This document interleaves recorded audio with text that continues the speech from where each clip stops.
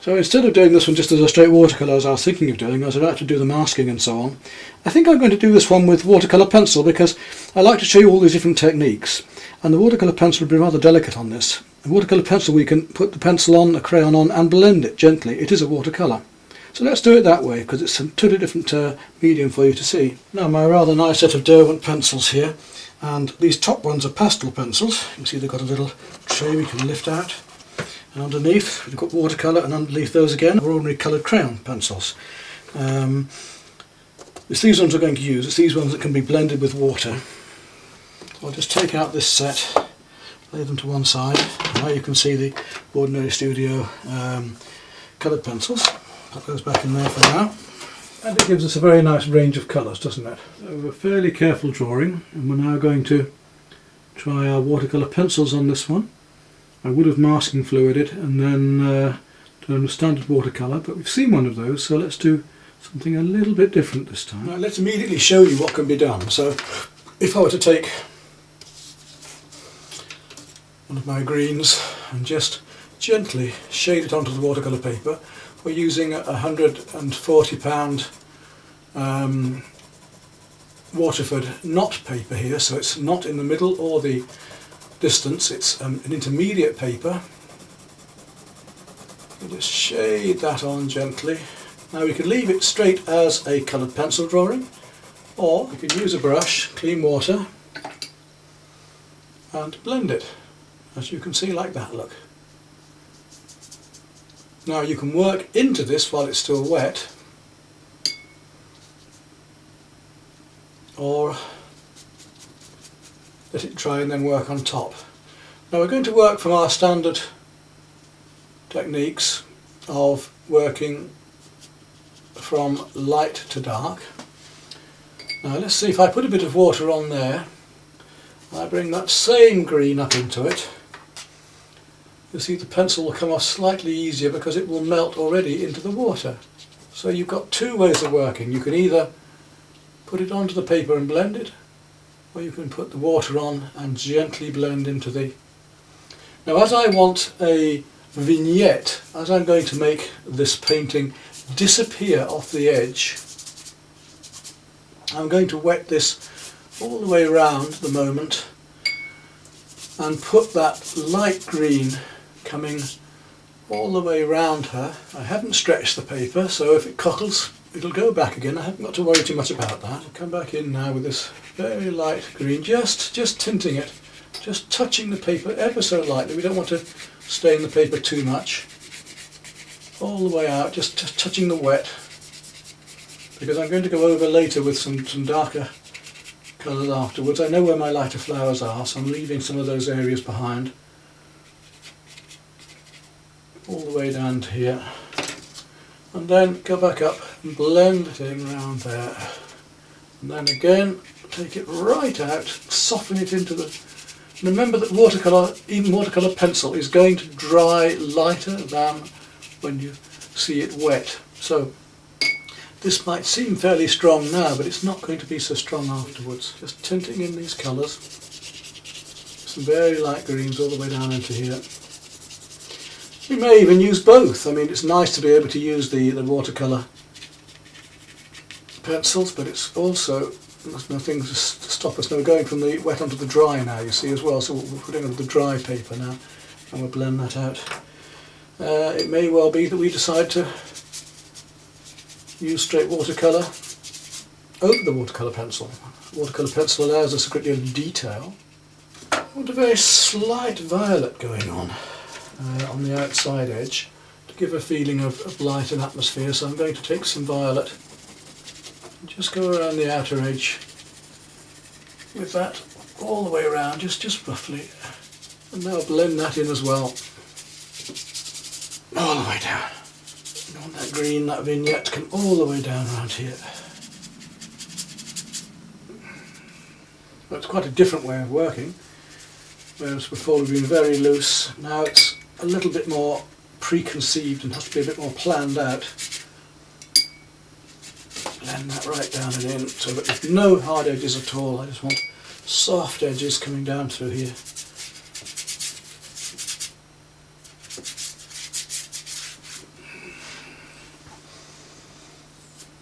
And then we want to change our greens. We've got to look at the more cool bluey greens and other colours.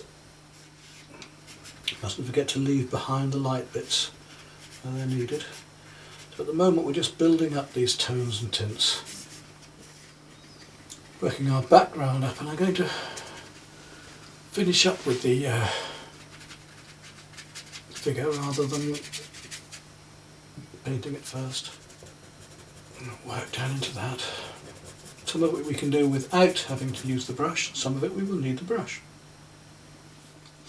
So we can work the wet into wet by doing wet paper and pencil over the top. Right, we're at this stage. Let's look at some of these brighter colours as well. It's a very, very different way of working. Very light creams to go in. You can work one thing over another as well. And more stronger yellows. An ideal thing to do while it's still wet.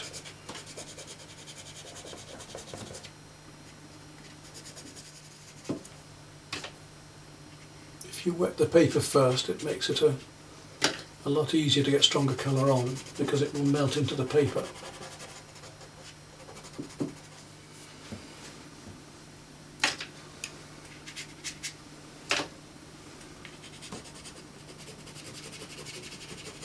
So we'll carry on, just blending, blocking and blending, putting on the colours with water, without water, with water over the top, all these different permutations, gradually building up the painting in layers of watercolour pencil and paint.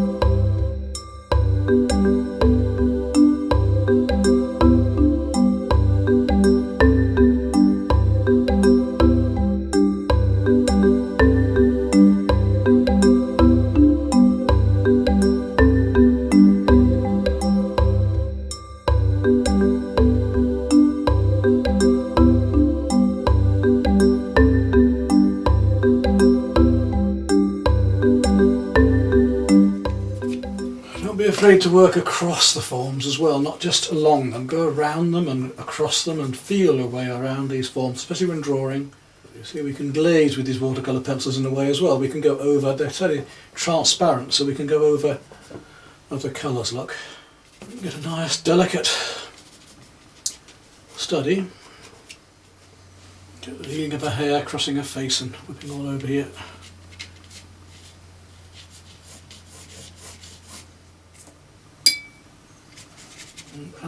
Working backwards and forwards between the drawn shapes and the painted ones, so we can go in with water and then get a much stronger watercolour pencil going over the top of that. And when we've done that, we can still go back and blend it in.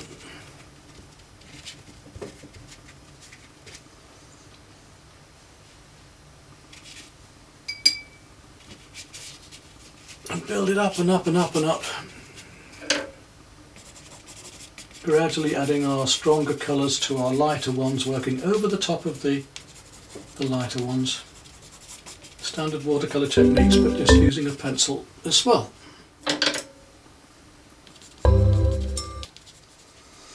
Now I want to come down and work on this dress some more yet.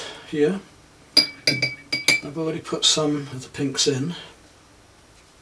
To go back and do a bit more of that next. Work in some very light pinks just around these patterned areas. You want to get quite strong colour now with these that I'm doing, so I want to get plenty of water onto this to be able to do so.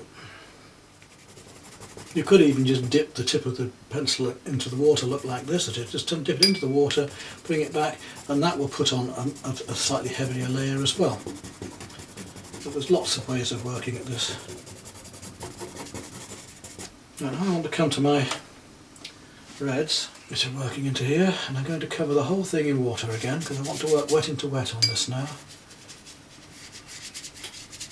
Gradually strengthen it all up.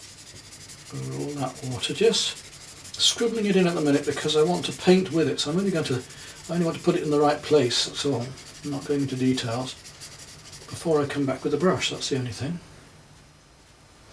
Then come back with the brush and we'll blend it into the paper and make sure it's going into the right places. We need to go up here the same. We're going to go with a darker red yet after this, but I just want to establish the lighter colours first. Remember, we always in watercolour work from our lights to our darks. Just coming up to the top of the shoulder here.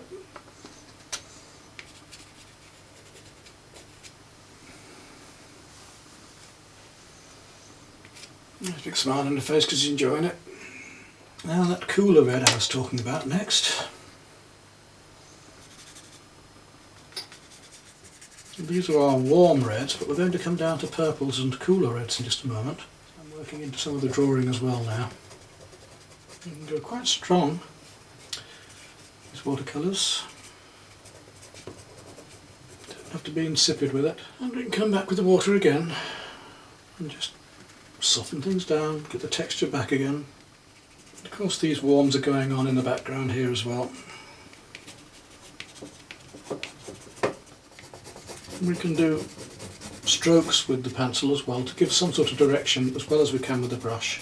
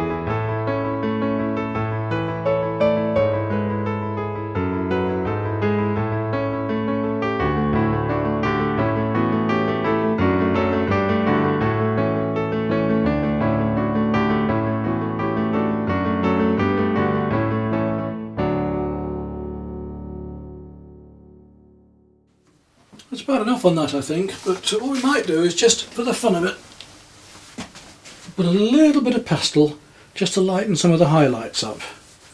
I mean, that's a watercolour pencil. You can see it's quite delicate and quite light. So let's just have a look at doing a little bit of touching up with some very light pastels on that. If I'd been doing a normal watercolour, I would have left masking fluid for some of these very light areas of hair, but as I'm not, I'm just wondering about just putting a few little light touches in afterwards with a pastel. Yes, just the odd little mark like that, just to gain a few of the highlights back that we've lost Not a lot, because we didn't paint everything out by any means. But just a little bit here and there to just bring out. It's a mixed medium work. We don't have to say we're cheating. It's not cheating. We're painting, and we just use what we need to make the effects we want. And there we go, you see. It's quite effective. Just catching these highlights at the end. We could start working a lot into it, but be careful not to start doing that, because we're very tempted now to start working up all the flowers and enjoying myself doing a pastel over watercolour again, which I've been known to do before now. But I think that'll do. Yeah, put the pastels away. Maybe just finish off with 1 or 2 marks of pencil, just to tidy up a few areas where it should be a little bit darker, perhaps, just to make something stand out.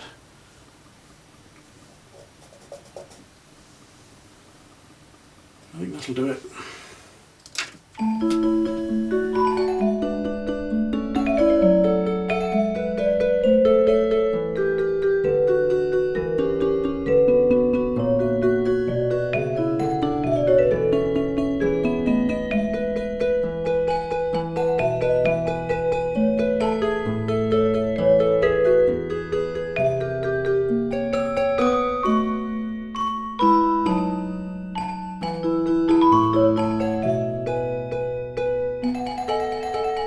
And this gentleman came running out and offered to show me around his small holding and his home, which was very, very generous.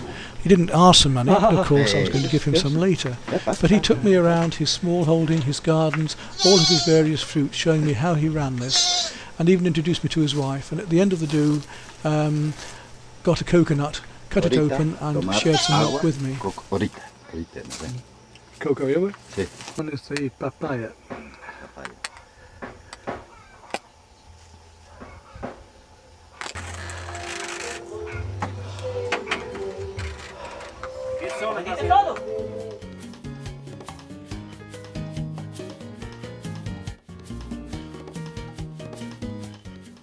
Okay, for this painting of these oxen in Cuba, I'm going to do this for you just with 4 colours only: burnt sienna, raw sienna, ultramarine and Prussian blue. And this limited palette should give us all of the colours we require for this, if we use it subtly and carefully. I'm going to be using my oval mop at first, and then a little round, and finish off possibly with a flat as well, just to give some more texture on this knot paper. I just want to keep it very tonal and fairly simple. So I'm going to start off with the raw sienna, giving a variegated wash throughout. In other words, I want a very light sienna in places and stronger sienna in others, and to leave some of the light areas behind. And I'm going to try and keep to fairly loose brushwork once I've got the washes done. So the first thing is to lay on this variegated light wash, let it dry, and then gradually as it dries work up wet into wet and the colours over the top, even the blue of the sky. And raw sienna, the beauty of raw sienna is that it's a transparent colour. A lovely transparent light yellow. We'll work right the way through, leaving some light areas on the roof there. Where there are light areas, let's leave them. For instance, this guy's shirt is white. A bit of dry brushwork over it. With some very dark areas in here later as well. I'm going to come back into that with more colour later. A bit of dry brushwork through here. Now the cattle themselves. Medium tone of this first of all, which is lighter there. Right, that's established the creamy colours through here. I'm going to warm that up just a little bit. Let's make that a little bit warmer with the burnt sienna. So when we say burnt umber or burnt sienna, umber is the earth umber and sienna is the earth from sienna, and when it's burnt it of course has been just that, it has been burnt slightly. And usually when you burn something it tends to go a bit redder. So that's what we've got here. And it's going to be the same up here on the roof. Just going to skim some burnt sienna across that roof just to get the feel of it. Same behind here, we'll just get an indication of that roof there. To the other warms. Right, that's okay. Now onto these oxen again. we want to be a bit warmer there too, so while we've got a graduated wash going on, we're dropping in wet into wet to give a graduated colour here. Same for this oxen here, a little bit more warmth down around the face. So we're letting the wet into wet do the work here now. Lovely and warm going through there. Let it spread out softly. And you see by using this technique how easy it is to make a form. And these are our warm colours. I haven't yet even gone into the cools, so I'm going to add into this again shortly. So as it's drying on the paper, so I'm also able to make harder edges and make things darker and darker and darker. A little bit of water there, and let's just scumble that round, just dry brush it round the animal a little. Now we started to do some of, while we've got the wet paint on here, we need to start doing some of the cooler colours into it as well. Just going to blend that down a little softer, let that dry a fraction, not much more, just a little bit. While it's drying, I'm going to go back onto the suntan of the figure here, and he's quite a bit warmer, so we'll take a small round brush and just paint in some of the flesh tone on him, leaving a little bit of light highlight here and there.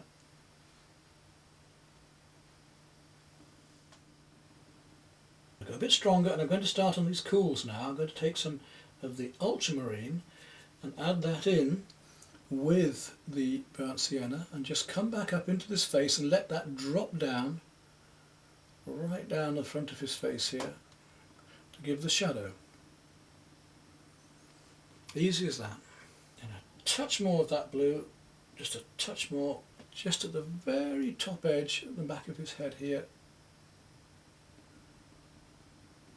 And this cool colour we were just using with the burnt sienna, we need to now start working into the forms of the oxen, taking them right down a tone to get the shadowed area against that one there. Using a clean brush, a little bit of water, we can just blend that down and in and let it soften. You see how simply we're painting this, keeping it just a very simple basic brushwork and shapes. So I'm going to take that away just a bit, just suck some of that paint away, because it's working on the vertical and I should be working on the flat really for a job like this. It's tending to drop down a bit, and this is a cool. This is more blue just here, so I'm going to use a bit of the blue, thinly, my ultramarine blue, just to link into the nose there, and now lift away that bit. Right, carrying on then, down around here, just into those areas like that. Remember, where there's bright light, you'll get very strong contrasts in tone. So at the moment, we're just building up these tones. It's not too bright. You'll notice now we're getting hard edges because the paint has dried enough. There's a slightly lighter area of pigmentation on the skin and underneath here as well. So we can lift out and put it back again as we want. And we'll do a bit darker in there when it's a bit drier. Now this one here, it's the same, but he's a bit warmer. So against dark, dark against light, cool against warm, rough against smooth. We've got all of these things in the armoury still. And don't worry if something like this happens where it's dribbled down here a bit. We can still, because we're working on the vertical, that's why it is, but we can easily come back in and take it down, or take it off. That needs working down and making darker there anyway. And that in fact needs taking away a bit, so we'll just lift that. And with a little bit of clean water we can remove that completely. Look, just lift it out of the way. There we are. Now, we're going to get darker and darker into this, so as it's drying off and we've got more control, I'm able to come back into it carefully and drop in areas like that for the eye and gradually tickle out the darker parts where the nose is here. Very subtle, these little changes of colour and warmth and cool. Now, because it's on the vertical, we've got some of these things running down. I need to tidy that up, so let's take that away and dry it out. So our oxen are basically in and done. We need to go a little bit darker here and there, but not too much. We'll do that darkness now, just on the edge of the knee here, down to the knee, and then it starts again here, it drops right down to the dark of that foot and just down there. So we've done that with a minimum of fuss. Got our effects. This is all of course drying off nicely now as well. Let's go back up to our little figure here. Because he's drier now, I can just paint a little bit more detail in, not too much. Now his shirt is a very slight tint of blue, it's a bluey grey, so we're going to give him a thin wash of ultramarine now, just like that, look. And it's slightly warmer as it comes down into his trousers.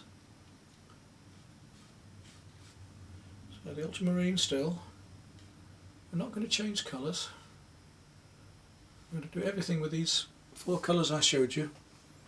Okay, let's start to look at some of these areas now. Now, coming across here we've got a similar blue-grey to the shirt he's wearing. So behind him here we've got a blue-grey panel coming right through. There. Keep it simple. Wagon.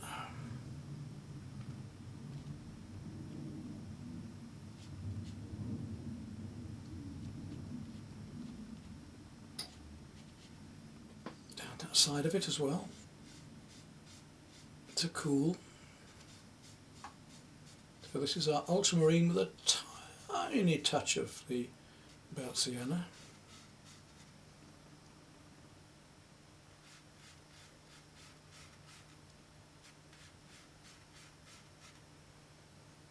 Now we want the darks there.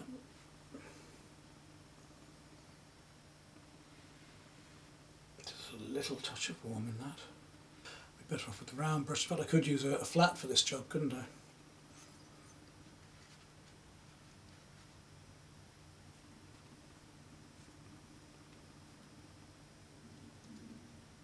And the tyre is fairly cool. Quite a blue with little bits of light shining down it. And it's a little bit warmer inside than on the outside because of all the old rust here, look.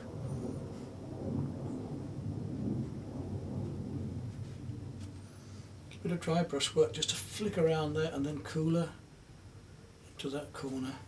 We can go darker yet, we haven't used our very darks, we haven't even used our Prussian yet. I'm talking about the Prussian. While I've got some on my brush, I'm just going to go back in with the Prussian into there and just show you how dark we can go using the Prussian now. So Prussian and a little touch of the burnt sienna, and let's just drop back in there that darker colour we wanted there for the knee of the oxen, and that very deep bit in the cleft of the hoof.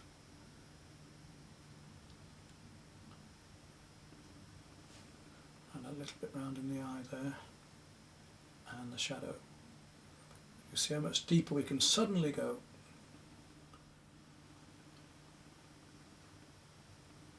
And at this edge, underneath there, soft clean water, just to blend that in. There's little details here that we can just start to put in now. We're actually at the detail stage. So the stronger we make these tones, then the more sunlight there will appear to be really black into here in this shape. We're going to paint lights against darks here, remember.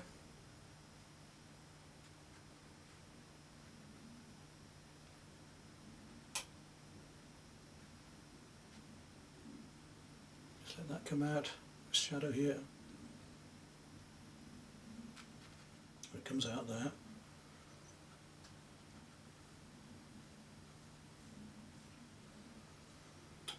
Again, let the dry brush do the job. Very darks, which we can thoroughly enjoy. I'm going to use a little bit of the blending now just to bring that back up and in. We'll just feel the edge of the tyre a bit there. Right under there. And while we're at it now, let's make some of that ultramarine and sienna again. And we'll look at the shadow here. Ultramarine, sienna, lovely mix. Let's look at the shadow there. It comes right around, right up into here.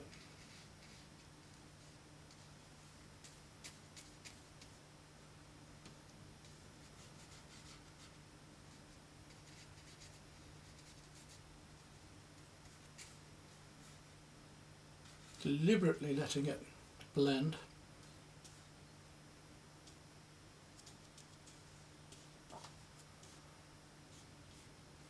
Doing a bit of dry brush work.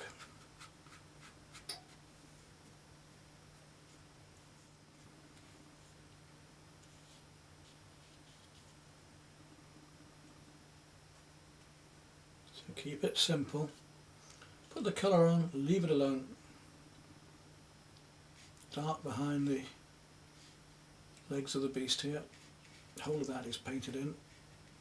A dark shape against a light, which is called a negative shape. A dark against a light, a negative shape. I hope you're enjoying this. It's a lovely painting to do. It's a really enjoyable one to do. Quite different to what you see me normally doing, as you notice. But I like to, although the style is the same, the techniques vary slightly. It's still me painting. And we've got some shadow going on and some texturing on this bit of stone, bit of rock. And that just comes forward there, a bit of shadow under that beast. To let the brush come across in dry brush work here first, and then come back in with a bit more paint in a moment to strengthen that up. The same mixture but a little bit stronger. Going on behind these bits of old fence work. Now I want to go much darker, so I'm taking my Prussian blue and some of the burnt sienna. And I want to come back into some of these areas here where it was much darker. The lovely effects we can get in there now. And we've got shadows coming down here. So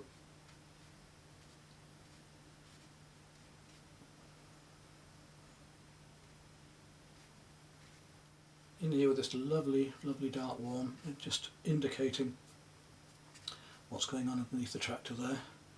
Underneath the cart, the cart. And a bit of dry brush work just to get some of these darks established. And that can just be blended down around him. He's blue, so a little thin coat of blue there, and just make it a bit stronger where the shadow is here. Now coming back to this chap, there are some shadows on him. Creases in the clothing that we haven't got yet. So now's the time for that.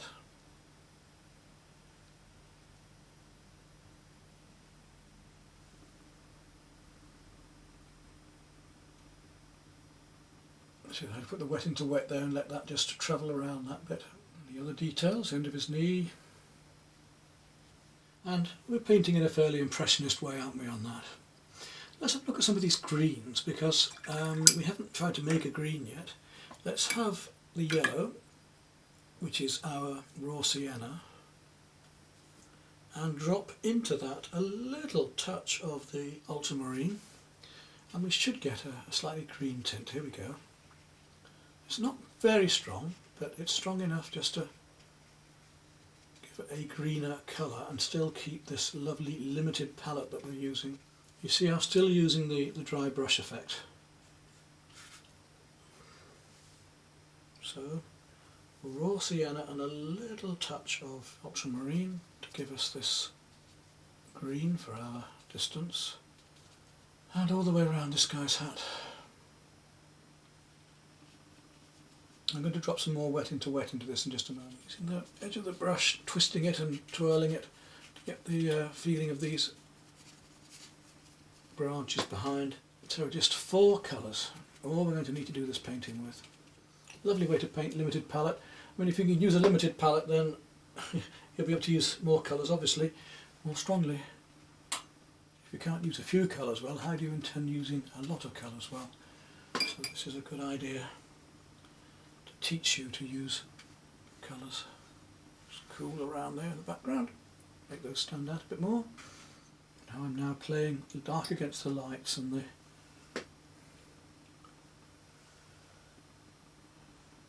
cools against the warms. I need to bring some of these darks just into this a little bit more.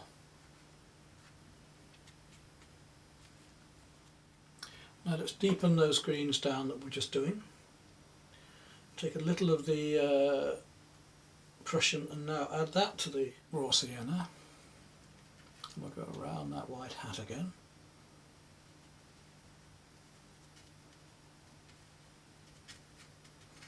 Let the paper do the work, let the brush and the paper, controlled accident, do a bit of the work. Just simple brushwork. I've only needed 2 brushes through all of this so far. Other palm trees back there. Just the tip of the brush. Beautiful these oval mops because you can move them, you can make them into a point or a blade, or you can paint overall very, very roughly with them like that. Now we just soften that down. And this guy actually behind here with his blue shirt, we need to put some of that blue coming down through there. It'll make more sense in a minute when I've done a bit more.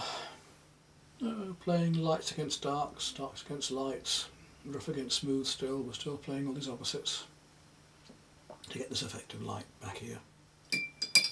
Now, what we were doing was working our mid-greens over there. Let's go back to that again, but we got rather carried away for a moment. That's where I was, just working out these darks and lights here. Very, very loosely, all the lights and very, very light area there that comes down from a very dark area here. Over the background of into that tree.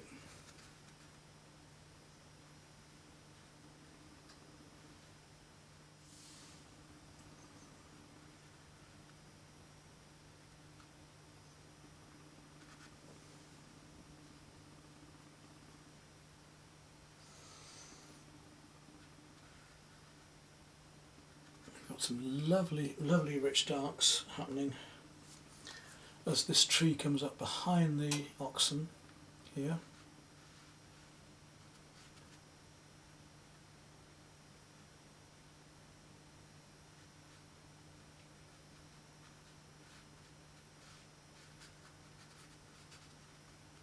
And down into those leaves, wet into wet effects. Same here. Showing in between.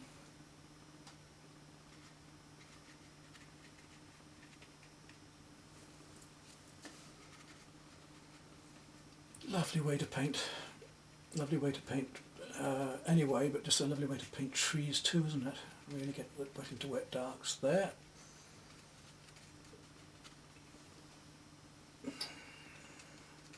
Some of it quite warm.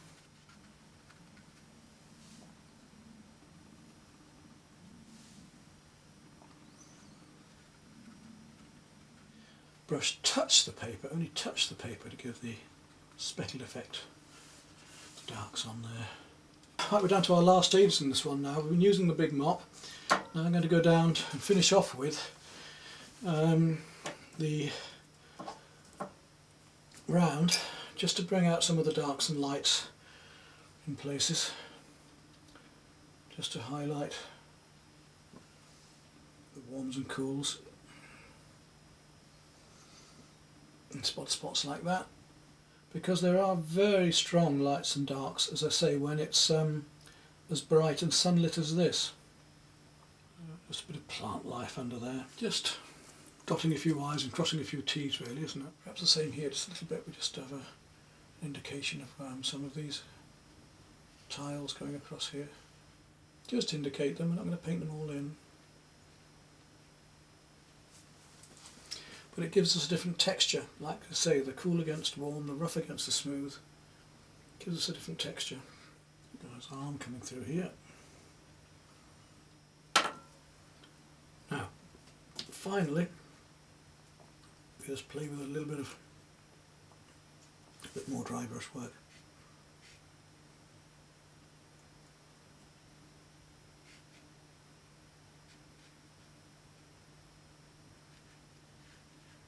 Do we need to do much more? We've got a fresh little watercolour that doesn't want to be played with too much. So it's just little bits of drawing really now, it's nothing serious. And there we are, we could leave that alone at that, I think. Just little indications of texture maybe, just to finish off here and there. But I'm just going to go back up into there a moment. I just want to see if I can add something a little more, just a little more dark just into there. Not a lot, but just a little more texture on those leaves. So it's these different textures and warms and cools that are going to help make it. So, well, I know what I didn't do. I was going to put a little bit more yellow up into there, the raw sienna, just a little bit more of the palm trees here.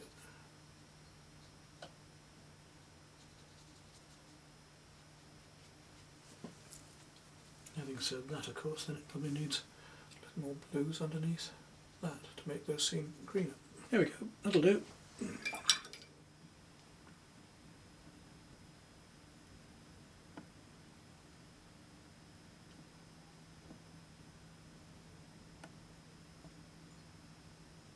And now, to finally finish off, we just need to take some of the ultramarine, and I haven't done the sky. I'd like to put a thin wash of blue down here, all the way down, and then just blend that in.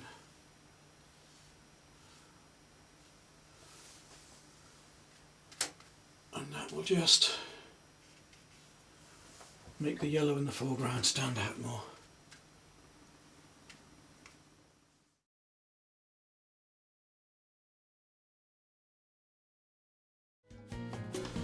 Then I continued on my bike ride along the coast road and went back to the little fishing village to have a closer look at that little boat in the mangrove swamp that I wanted to paint later.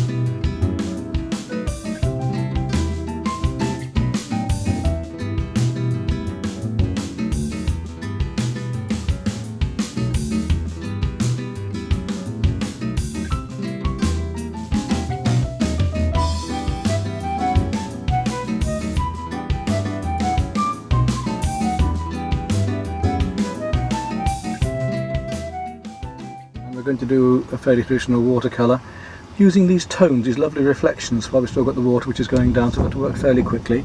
I've done a quick sketch, as you can see here, and I'm ready now to go ahead.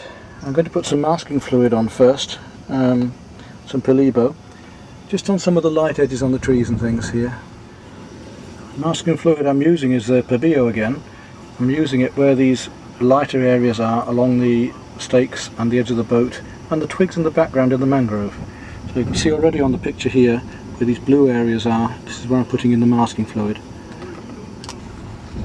Right, my drawing is done, and all the masking fluid laid on. You can see I've been using a clay shaper here, and all the highlights of the little twigs and branches in the background when the darks are painted on to rub out later.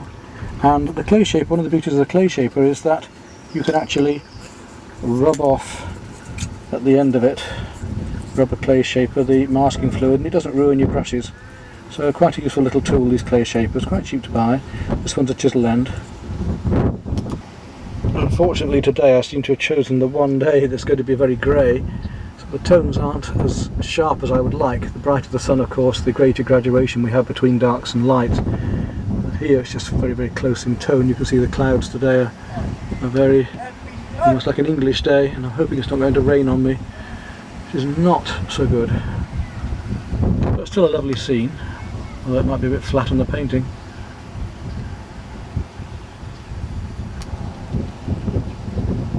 Down in these tiny holes in the sand, little tiny crabs are coming out. As soon as I can nearly go. I've just got to wait for the masking fluid to dry at the moment. It's getting a bit windy. Just very, very flat now with all the grey sky, so we'll wander about a bit and see if the weather changes. Still far too much wind and dark skies yet to paint.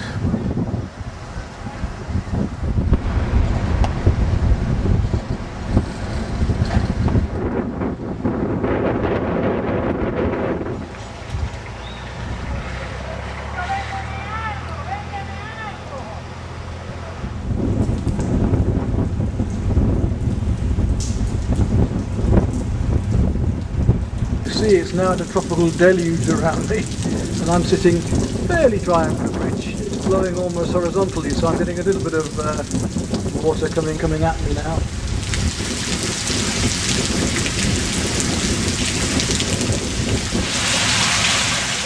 Well, the weather has improved in that it's a little lighter, and but still very, very windy, so I don't think I can go down and finish this last watercolour off. I'm going to sit here in front of the window and the view out and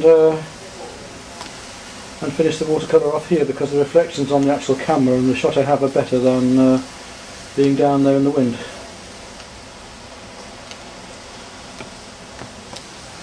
As you see, we have the drawing finished and the masking fluid is now dried, obviously since yesterday. So let's start on the sky. Now, I think we'll have a little bit of blue along here, but not much. I've got to try and work from the image that's on the camera here, which isn't easy. But it was taken when it was lighter and still a day. What I'm going to do is use my hake brush. Use my hake brush for this at the moment, and just wet the paper slightly. There'll be some soft edges all the way down here.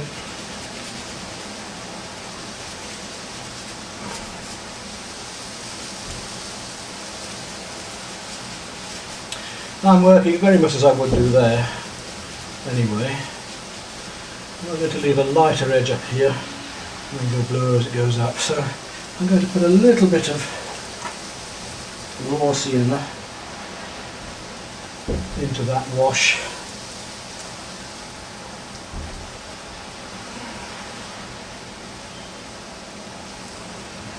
Just to give it a slight tint of colour.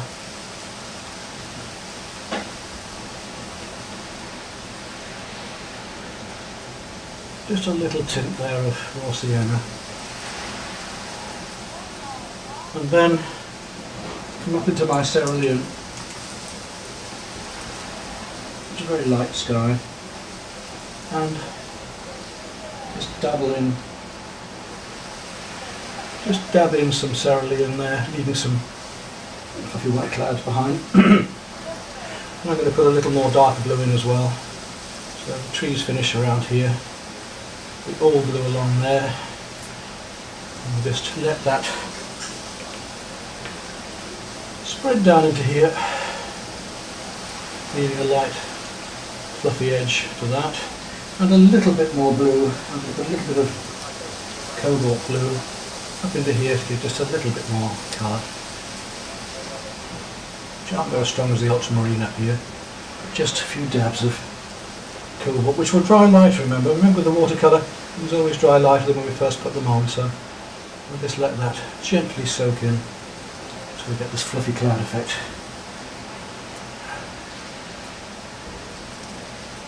Bring it up to the edge here.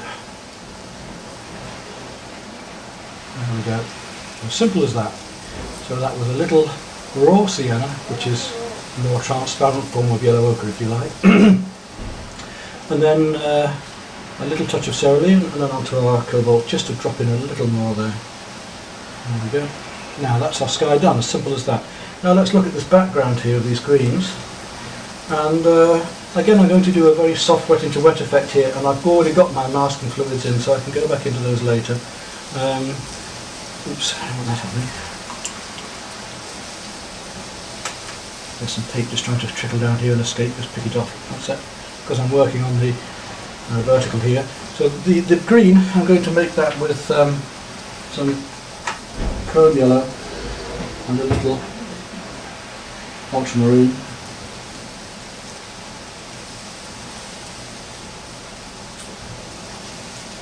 Which would be quite a dark green. I'm going to start off with it fairly yellow because I want to catch the sunlight and drop the darker green in later. So fairly yellow, very warm yellowy green coming up through here. Right up and behind the boat there. Check with the boat later. It comes right through here. First of all, just to give a wash, I'm going to use the effects of the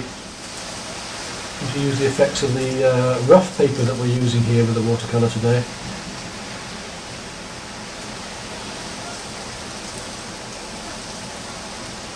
Fairly yellow with the chrome yellow through here. I was going to put a palm tree in there, but I'm not going to now. It comes along there, go right through the palm tree, don't worry about that.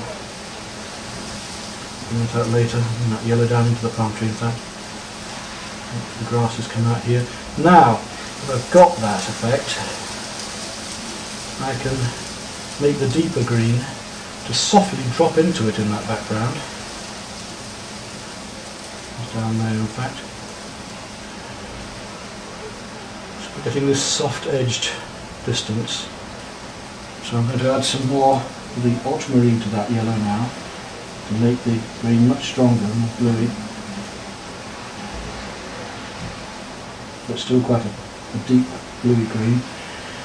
And just drop in those softly like that to get the effect of these trees and the light shining up behind, and leave that tree standing out. Just use the end of the paintbrush, which is slightly broken, to get this soft furry effect of wet into wet.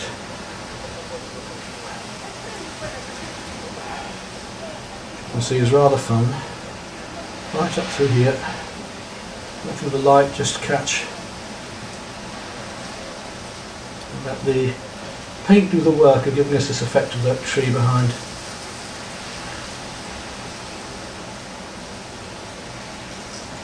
And we'll go darker and darker yet. Just drop in these first of all, and we'll get some deeper tones going on as well. So now it's going to dry lighter than this. And there amongst these darks again. These textures, these layers of trees coming one in front of another. So ultramarine blue and a little touch of burnt sienna, just to warm it up a bit and give me some of these very darks. And gradually tickle on those leaves, and I've worked from the chrome yellow and ultramarine into a little bit of sap green, and then my ultramarine and a little bit of burnt sienna, and as it dries we get harder and harder edges as we have to the leaves at the top here. Later on I can go back in and put a few harder leaves on there again if I wish to, with the same technique when it's dry. Now we're going to move on down to the boat.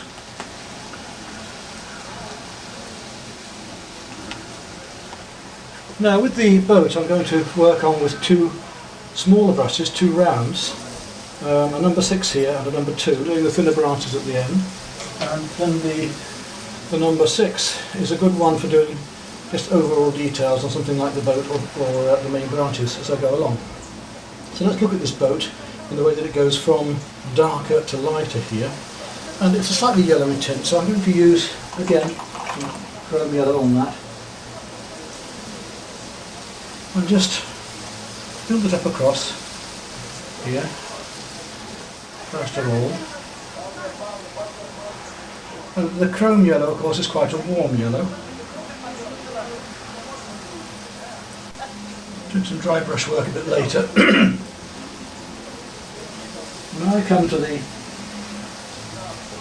front of the boat, the bow of the boat, I'm going to use a lighter yellow, some aureolin, which is a cooler yellow, and graduate that back across there. See a little bit of light showing. And do the same up here. I'm going to use a slightly warmer yellow into that. And go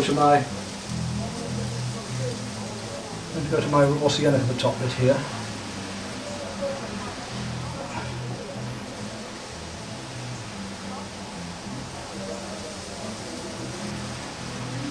Actually up there we've got some darker areas inside it. To use some cobalt violet into the yellow here, just to tone that down a bit. And then go cooler still with some of the cerulean towards the bottom, giving it some shade.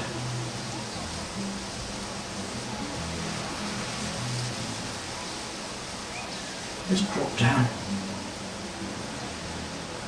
Just get some tone going in, a little ultramarine going in there now. Around here, around that edge.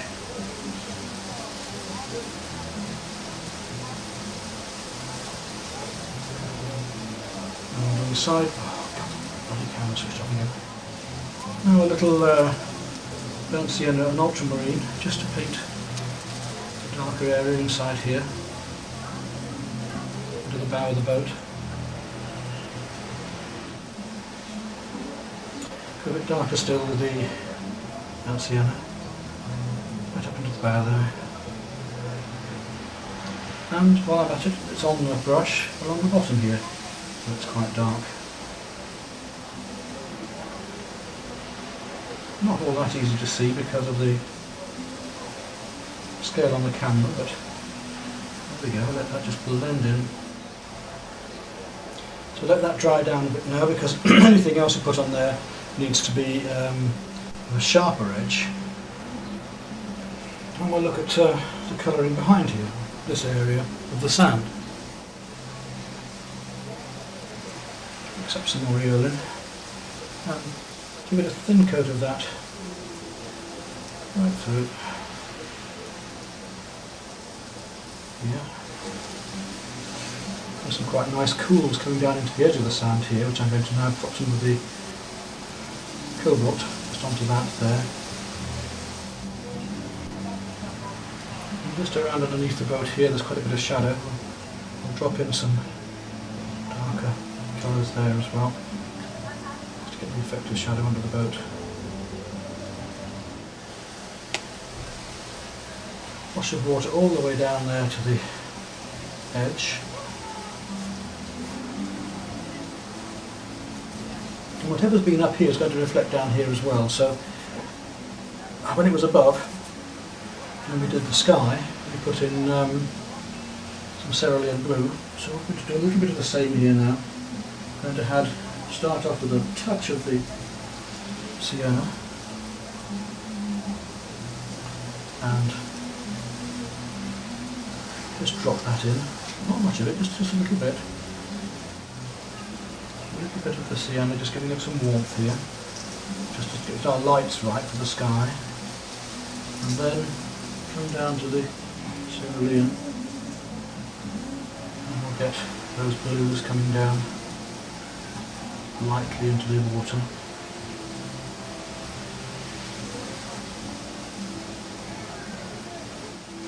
There we are. Now these darker colours, which we're going to let trickle a little bit and then let them dry off and come in afterwards with more reflections and lifting out. So this dark colour we made here for the trees earlier on, which was the chrome and ultramarine, with a touch of... Now let's see what we get there. We've something very, very dark here, so let's just get that in all the way along here, this light edge, nice and sharp.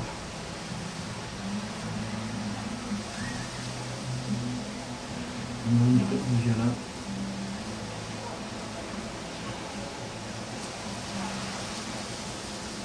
So we're going to go over the surface later and make it a bit stronger. At the moment we're just concerned with getting these reflective effects. A darker still.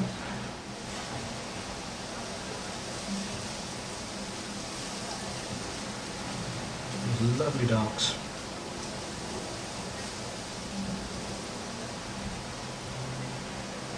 I'm going down perhaps a tone here in darkness to deliberately make it sharper against that edge.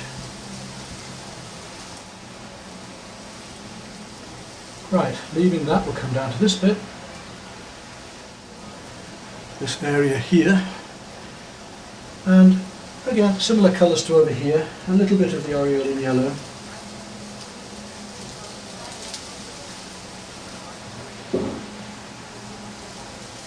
Just give that a thin wash all the way across there for the moment.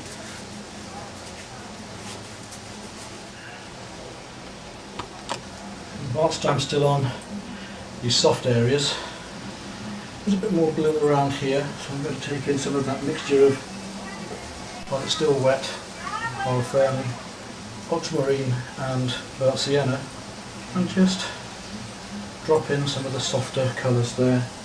So ultramarine. And this is our soft painting, this is our underpainting. I'm going to let this dry and then come back into it with the details. In fact, up here in the sky the paint is now dry enough to work on, so I'm going to come back up to there now, right through to here, quite a warm colour down through the tree. I'm going to take some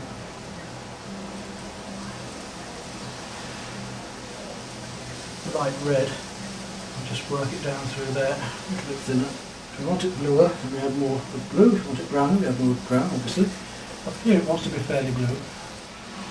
Branches always grow from thick to thinner, or nearly always. I have noticed a few trees recently, like the palm trees here for instance, where one or two of them, even right outside the front of where I'm working now, strangely enough grow from thin to thick. You think they snap off and fall over, but it's a weird thing to see. You see now how these soft effects seem much lighter. Right down into those roots here. A little bit of dry brushwork scumbling through, and we can now look at some of the texturing of a little bit of tree coming in there. Just rest your hand on the paper slightly. The paper is dry now, so no reason why we can't. This is where you can paint as much detail as you like. You've started loosely, so you can finish as tight as you want. If we start loose, we can finish tight. If we start tight, we can't go loose again. And this is just looking at and through the back of my little digital camera. I can't be out there today on the spot because the light has totally changed. It's just so windy. It would be a very, very different picture than the one that I actually want to achieve. Of course I could go out there and do it. It would be a very, very different picture to the one I actually chose in the beginning. I'm trying to also remember and see where this masking fluid is. And that's one of the beauties of using this Pebeo masking fluid, is that it is a greyer colour, so you can actually see it.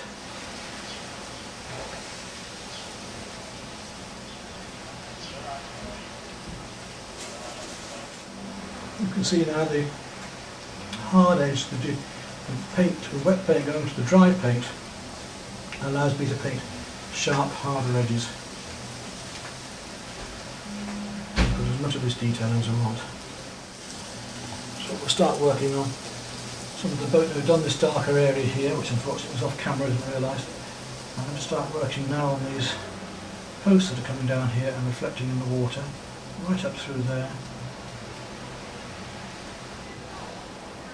Quinkledrome red, and just go along this edge carefully.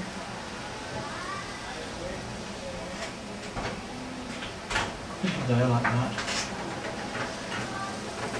All the way along. Goes right the way across into the gunnels of the boat here. around the edges here, down that edge, and suddenly we get into the actual post itself, which comes down, broken there, and we can get the effect just by whittling the brush. Lovely dark shape here, which I'm going to drop in with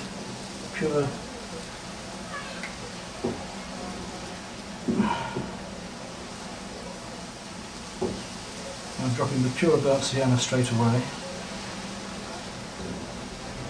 and then into that drop my ultramarine mixture, the darker mixture, and let that just flow and around out into the shadows here. Then we let it dry and we can remove the oh dear, a noise in the background. We can remove the masking fluid.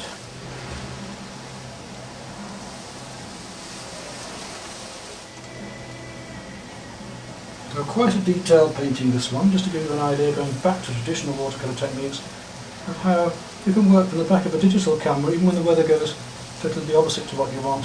Important to make these studies, important to get the studies done, either that or have photographs to work from.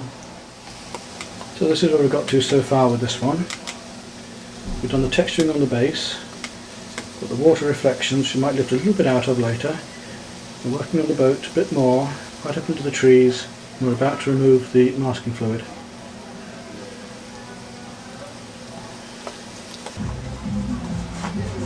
Okay, next is to rub off the masking fluid.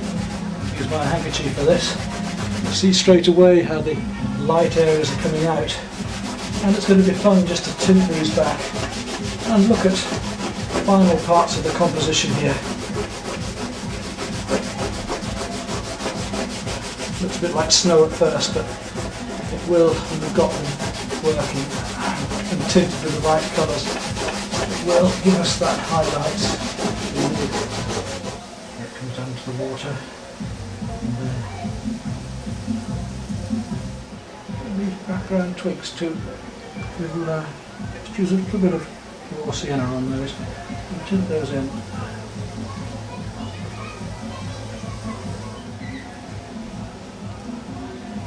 And around these edges down the bottom here. I can't now see. And around these edges down the bottom. Now we've taken the masking fluid away, they require a little bit of work as well. Now to finish off, what I want to do is use a flat brush across this bit, just to get some of these blue greys into there, a little bit of dry brush work. So I'm going to use my half-inch flat, along my half-inch flat, just along this area of the water here. Try some cobalt blue.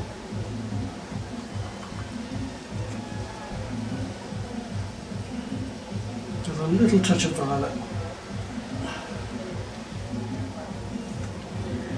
See if that will do the job. Just to drag across onto the sand at the edges here. Now what we can do finally is just to lift out a little of the light on here to give an effect of the surface of the water. So if I take that brush and go across clean water, keep working it, keep cleaning the brush, back in again, lift out a bit more. You can actually lift out some of the surface to give us a light back again and give us a feeling of water surface like that. Same there, keep working it, lift out the paint slightly to give us a feeling of water surface. You see how that's coming now? Lifting it out.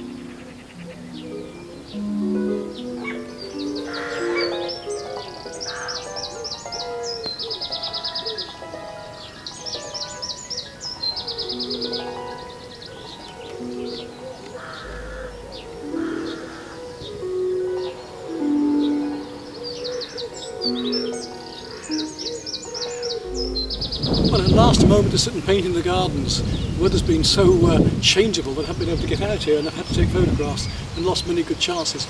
I'm going to just take about half an hour to an hour now to try and whip out a quick one of these poppies for fun, just pure pleasure, just as painting should be for me, but I'll let you share it as well.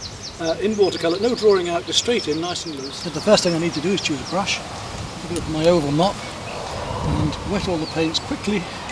Haven't been used for a while, so I need to get the paints so that I can just touch them for the colour to come off on the brush. All the way around my palette, preparing the paints, just wetting them down a bit.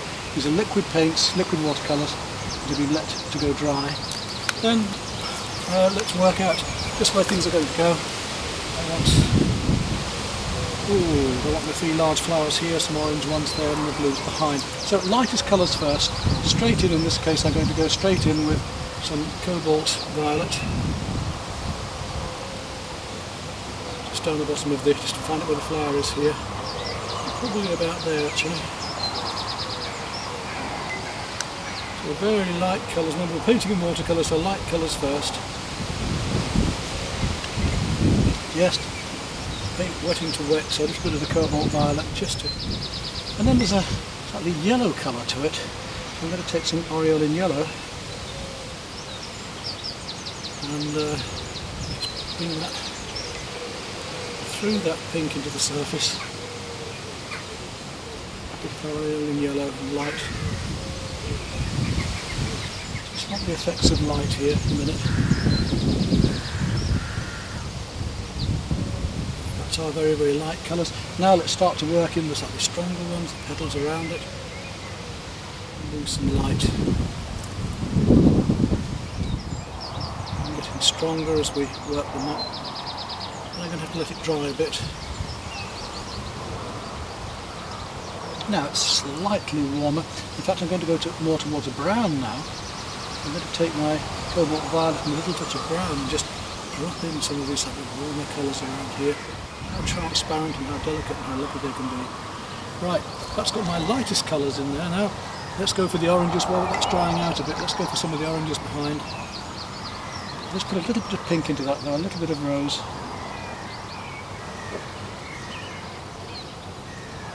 Just a little bit of pink going in. And these petals coming around.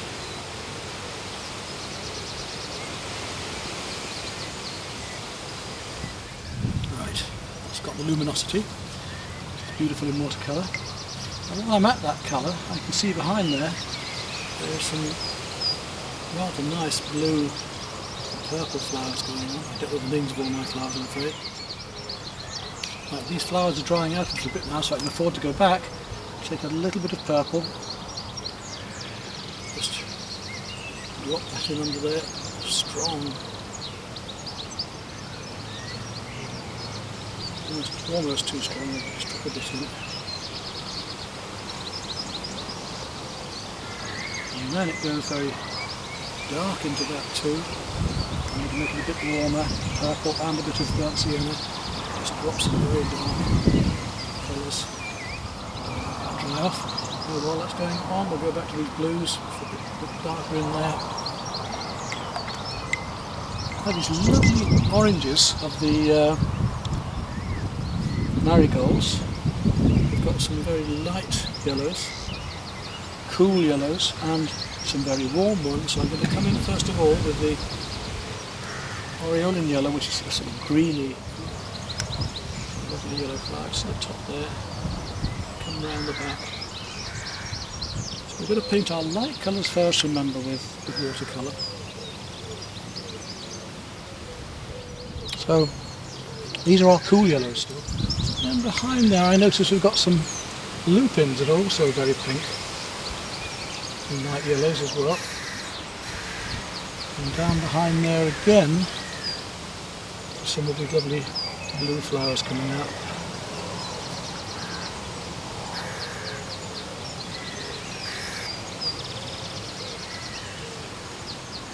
Got a slightly harder edge just around that plant.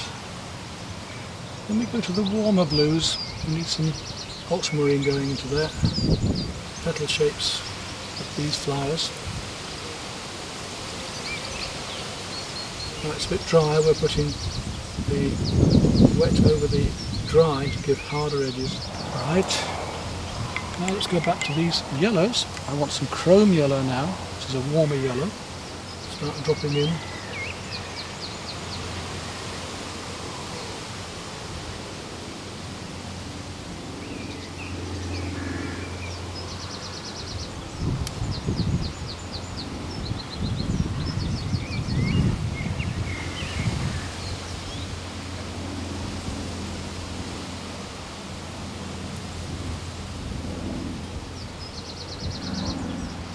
Start putting a little bit more detail into the flowers in amongst these now.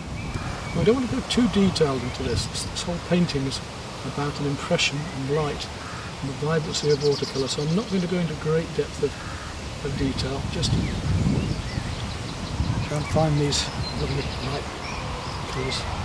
I'll take my aureolin yellow again and start to work in a little bit of aureolin yellow and some cerulean to start to give me a very light green background. And we can use it as a glaze as well, where we've got some shadows.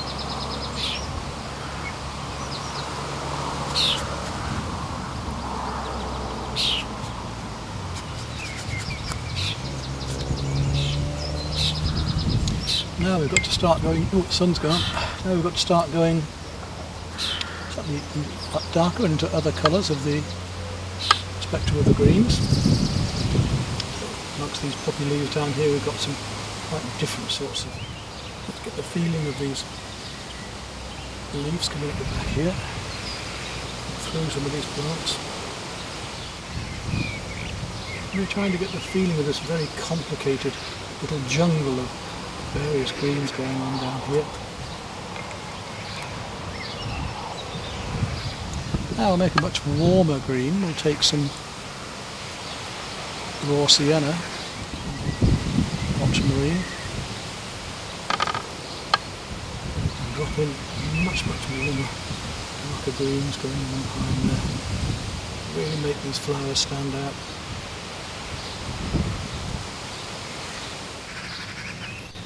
Gradually building it up. That would very quickly because the light is changing and I want to get all these poppies in and painted. I want to go from stronger greens, more yellowy greens. I'm really going to plaster on a bit of chrome and viridian to just get these darks, these lovely deep sunny greens going on behind.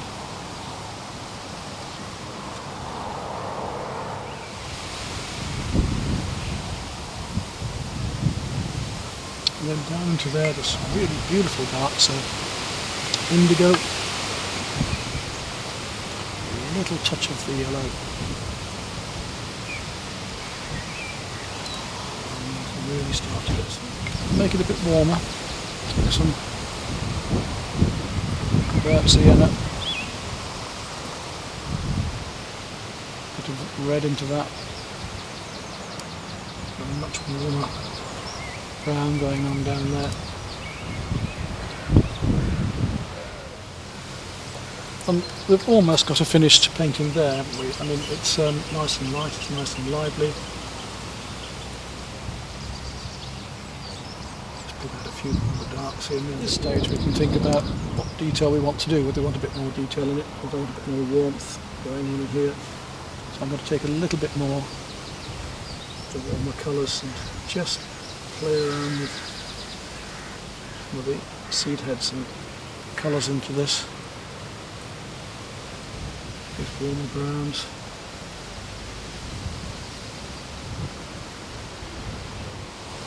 And there we are, really. What more do we need? Just a few minutes and a little lively watercolour.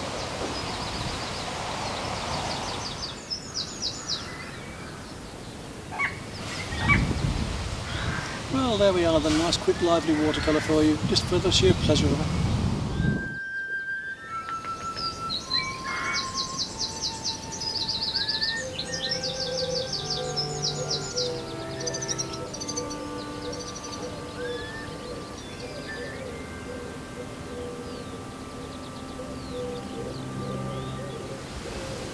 Okay, let's move on now to a little scene behind here where I've got one poppy left. In this composition of my last one is that I want to change the composition. The poppy isn't quite where I want it to be. We've moved that poppy to the left and upwards towards those lovely blue delphiniums. And we'll see what we can do, nice and loosely again.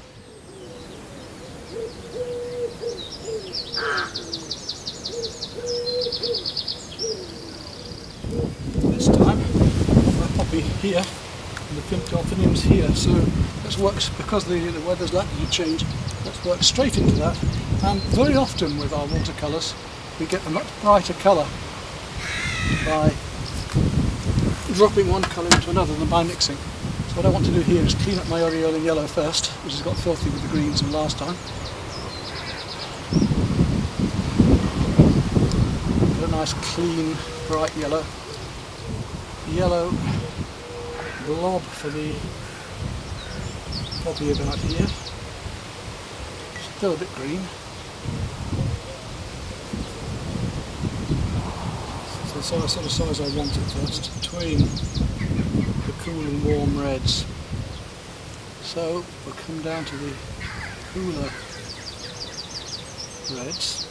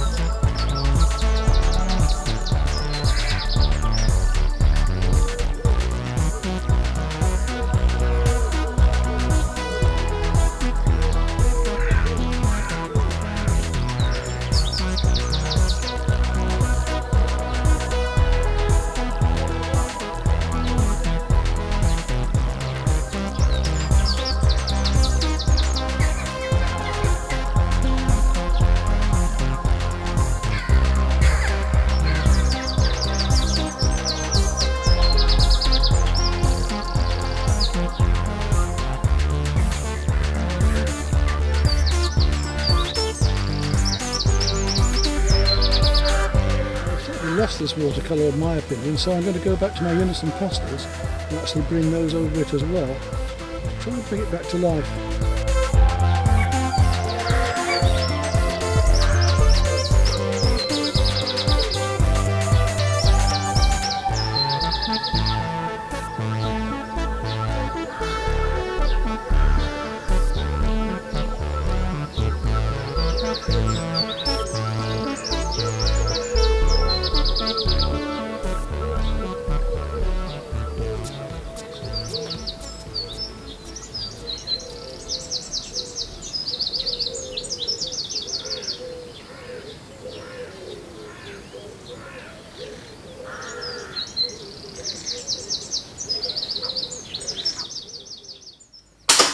I'm going to go back into my yellow and a little touch of green and just come in there a bit more with some stronger greens, just to bring the eye forward into that a bit more.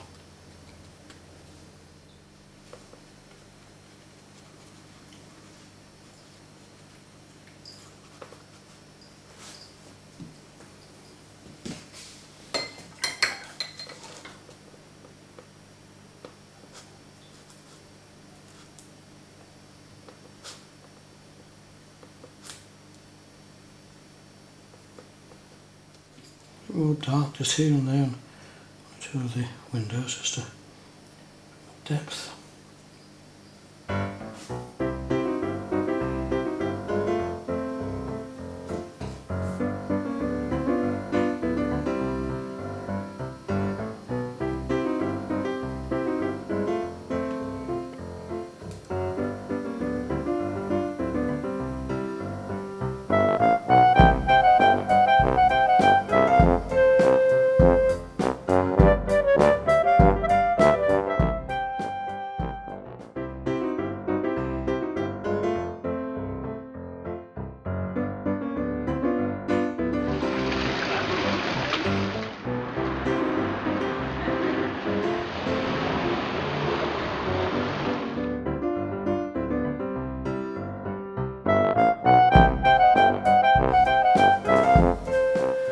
For today we're going to do a mixed medium work, in this case the scene of the cyclist in York. And I've done the drawing out in ordinary pencil, but you see these much darker areas that I've actually done with a Chinagraph pencil. Now Chinagraph pencils are a rather useful tool because in this case it's the Beryl Chinagraph marker, and you can pull this piece of string down and then peel off afterwards the paper like this to give yourself a sharp point, which saves all that sharpening with a pencil sharpener or a knife, and in the field it's quite useful. Now these Chinagraph markers are semi-waterproof, so they're very, very dark. You can get them in colours as well, and it means you can paint the watercolour over the top, and it won't completely resist, but it will leave the dark underneath. And you can just use water with them to smudge. I use a little bit here, you can just see it'll move slightly. So the water will just soak in, the watercolour will just soak in through it and over it. So I can paint my darks over that as well. And what I'm going to do is a nice colourful piece, although the photograph itself, as you've seen, is quite bland. I want to really push the colours in this and make it nice and bright and vibrant, because I don't usually use black at all with the painting. So in this case we've got a black drawing, but I'm going to tint colours in and over it. Using my standard watercolour palettes and the three brushes that we used in the last painting, the number 4, the number 2 and the oval mop. Mostly the oval mop. As I've done most of my twigs and branches with the Chinagraph pencil, I shan't need to use a fine brush very much for the branches. Right, off we go, and we'll start with the lighter colours of the Aureolin yellow. I want to go fairly strongly on this. I'm going to wash right the way across it. And straight away into that I'm going to add some rose, because I want a nice light sky. I haven't bothered stretching the paper. It's in this case a £300 rough paper, looking for the rough, and it's very absorbent, as you can see. So I'm going to put a little bit of rose, and first of all I'm going to start with some cobalt violet now, just down here. Quite strong colours because they will dry lighter. It'll give us plenty of atmosphere. I'm going to bring that Aureolin yellow right the way down through here.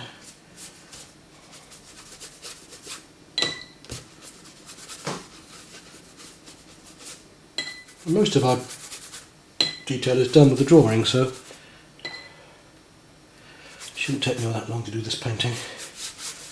You see, it's a great fast way to work. You could use this outdoors even, which is why I talked about the Chinagraph pencil being easy to sharpen, because you only need a few basic tools. But the only thing with the Chinagraph pencil is that once it's on, you cannot rub it off. It stays on there. Some stronger yellows where they're meant to be. Warmer yellows. We'll go down to the yellow ochre here. And because we're putting on warmer colours, the lighter colour will stand out more against it. So nice and softly in the background here. You see how quickly this painting develops. And the rose reflected from the sky. Take a little bit of cobalt now. Start to add some colour into these shadows on the pavement, which we're going to do quite loosely later on with a flat brush as well. And it's this control between wet into wet and letting it gradually dry to do stronger and stronger colours as well. Big brush. Start with your big brushes, finish with the small brushes. Standard rule of watercolour. Even up into the trees here, we'll get the feeling of some of these twigs and things with some of the blue. You see how rapid a way this is to work, a lovely way to work. We'll have this painting done in about 20 minutes, I guess. Gradually building up from our lights to our darks. Keeping it nice and soft and wet into wet at the moment. And get stronger as we go along. Very quick, loose way of working. So many people come to me because they want to loosen up with their watercolour. They've got too tight, they're becoming too illustrative. This sort of way is a great way to learn to do that. We'll go with some of our Quincadrone Gold, which is a lovely colour. And then we'll come to our burnt sienna. But I'd like it to be a little bit warmer than that, so I'm going to add a little bit of rose into that. Yes, that's more colourful. And maybe a touch of purple too. Let's really enjoy these colours while we're at it for this background. Yes, that's more like it. Get these distant effects into the blues of these warmer colours behind. Just indicate the shapes. We can pull them out later At the moment we want just this soft hazy effect of atmosphere, even the light areas behind the windows at the moment. As it dries we'll gradually go darker and darker. Watch out for those warm colours coming down into here as well in the shadows. It's not just being left up there, but a bit of perspective into these shadows as well. Those shadows go softly back in to the wet into wet. Remember, this watercolour will dry lighter than when you put it on, so let's not worry too much about it being too dark at the moment. One of the reasons we're using a rough paper is because of the dry brushwork I want to do at the end. Now, I could have done more work on that figure and details in the background straight away. With one of these techniques that I've shown you, we paint all the salient points first and then work these loose work around it. In this case I'm going to do the drawing first and then the watercolour, the colours, and then we'll paint in some of the details at the end more traditionally. Let's get some tinting over this dark, a bit of colour into it, a bit of light there for his leg coming through it. If something gets on where you don't want it, if something spreads too far, then dry your brush out and just suck it up, look. Instantly gone. It's effective of a damp day, a wet day. Gradually building up our colours. You see these lovely effects we can get. It's almost dry there, so we've got to be careful because we don't want to work into dry areas yet. We want to keep things still fairly wet in the background. If we just indicate these shapes, the eye can be left to do the rest. Don't make people work, make people look at your paintings. Don't give them too much. Let them find things in your paintings that they can see. Sometimes they'll see things that you can't and enjoy them even more than you intended, which is great, isn't it? I'm using these Prussian blues and purples now to get my much darker shadows. Just look how dark we can go building up this picture. Just indicating windows, not painting all the details in. Don't need to do that. Using the tip of this oval mop to drag out my details a bit. So that's just about got our background sorted out, because here it should be much lighter. So let's see if we can just take some of that colour out of there by trying to suck the paint out with a brush like that, because I want to put my Letters Ice Cream over there. Some areas want a little bit more detail. So if we want something a bit lighter, this is the time we can do it. Take it out of his hat there, off his shoulder here. And we're about ready now to think about letting it dry off and painting a bit more detail as we go along. A lovely colourful piece of painting, eh? Which you can do with watercolour. People forget that. They think, oh no, it's so pale and pasty watercolour. It doesn't have to be at all.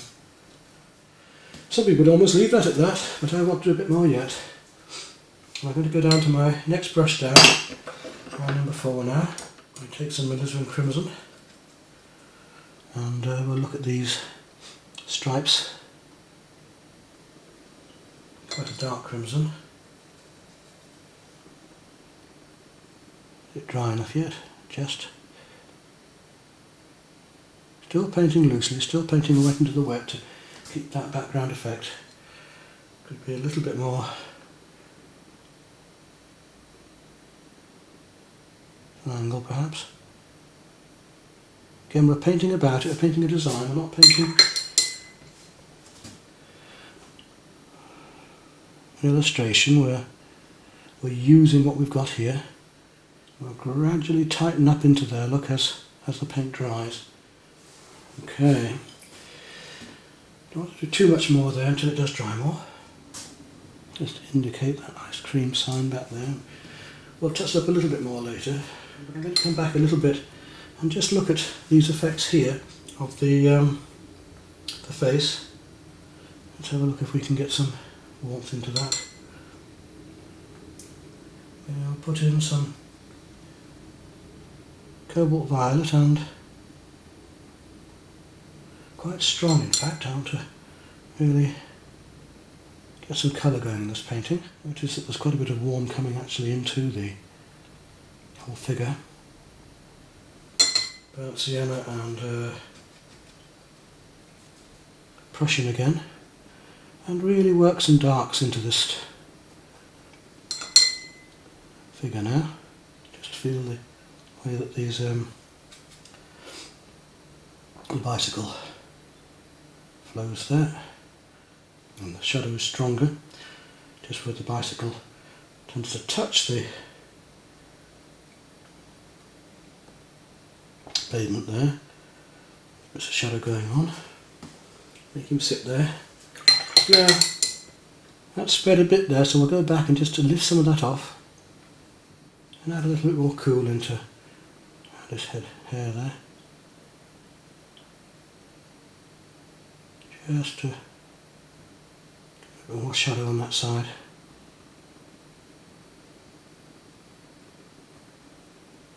Perhaps a tad of burnt sienna down the front of the face.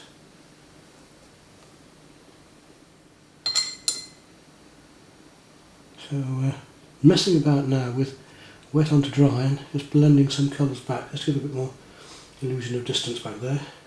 Before I go on to my square brushes, I've only shown you the round ones up till now, but we will be using some square for this job, some flats. Just some of the points that we'll bring out will indicate that there's lettering in places like that. Just indications, and the mind can make the rest up. You see, as the paint dries now, I can start to just indicate some of these details, even before thinking about using a flat. Now I'm going to take a small flat now. Fine one.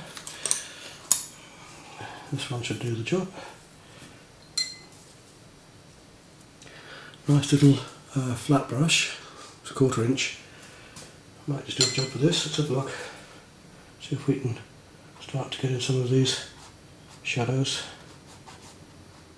They're much harder marks now because we're painting the wet onto the dry.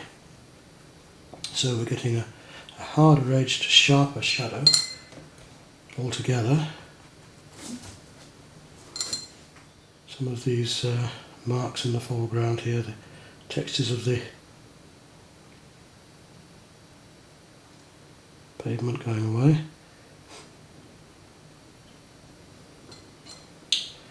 And working loosely like this, I know I keep saying it to you, but you are the boss. You can stop when you want. Whenever you say, right, that's loose enough, and knowing when to stop, obviously, in the watercolour is very important as well, because you can overdo something very easily. That's one of the beauties of working pastel over watercolour, is if you do that, you can always come back with the pastel and work again. Start just playing with some of the dry brushwork over the top of the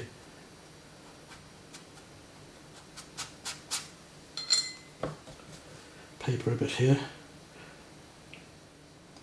leading the eye in with some of this perspective now. Watch your different blues. We're playing with ultramarine here again now because I want to play against those purples and make a warmer blue there. And we know we're almost there, so we don't want to go too far. It's easy to overdo a picture. Let's not do that. So just putting in one or two of the darker bits that might just help to bring this out. And I think we're about there. I don't want to go much more with that because it's lovely and loose as it is, and we really don't want to tighten up so much that it starts to become an illustration. It's not what we're about here. Just a few more marks, just looking where the salient points are. A bit of movement. And we've got a nice loose watercolour, full of atmosphere.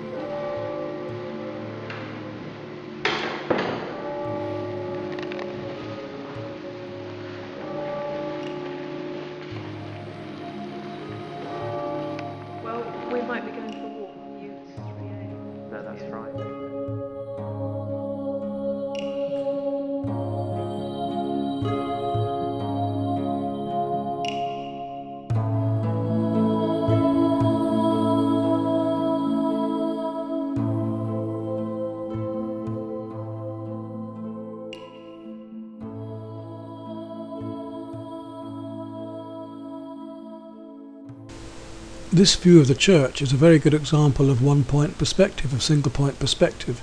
Here you can see I've drawn the lines that show that perspective going to one vanishing point into the distance. So when I create the drawing, I have to do exactly the same thing and take all of those points to that one vanishing point on the horizon line in the distance to form all the basis of my arches and angles going away from me. These are the four colours we're going to use, but please remember that everything about perspective and colour is in my film on drawing colour. Right there, and just take four colours to do this painting in. Do this church scene, and I'm only going to need a few brushes for that. As usual, my large oval mop, a number 6 there, and a number 2. But this limited palette we're going to use of Prussian blue, burnt sienna, raw sienna and ultramarine will give us all we need for this particular scene. And in fact, we can paint a lot of landscapes and all sorts with that, especially winter scenes. So it's a very useful palette. I've already discussed how the drawing was made for you, and how to use the perspective lines and vanishing points and so on. Right, we're using £140 knot paper this time. It's a little bit of texture for this job. And we're going to start with the very lightest areas, as always in watercolour. We're going to paint out some of these, just tint in some of these windows. But before I do any of that, I need to put a little masking fluid in some of the highlights of this picture. These areas where the light shines across the pews and some of the carvings here. So put a little bit of masking fluid into those light areas first, let that dry, then we're going to deal with these light areas of the windows, and then straight into wet in wet throughout, everything gradually tightening up more and more and more as I go along. As usual, my little pointed clay shaper in this case, not the chisel shaped one, some of my Pabio masking fluid, the one I favour, and we just put these very light areas of highlight around some of the edges here.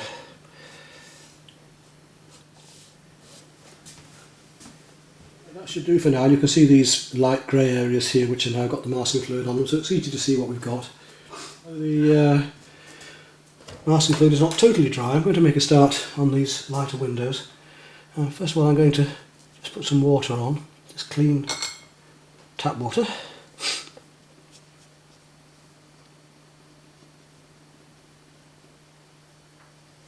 And then a very little tint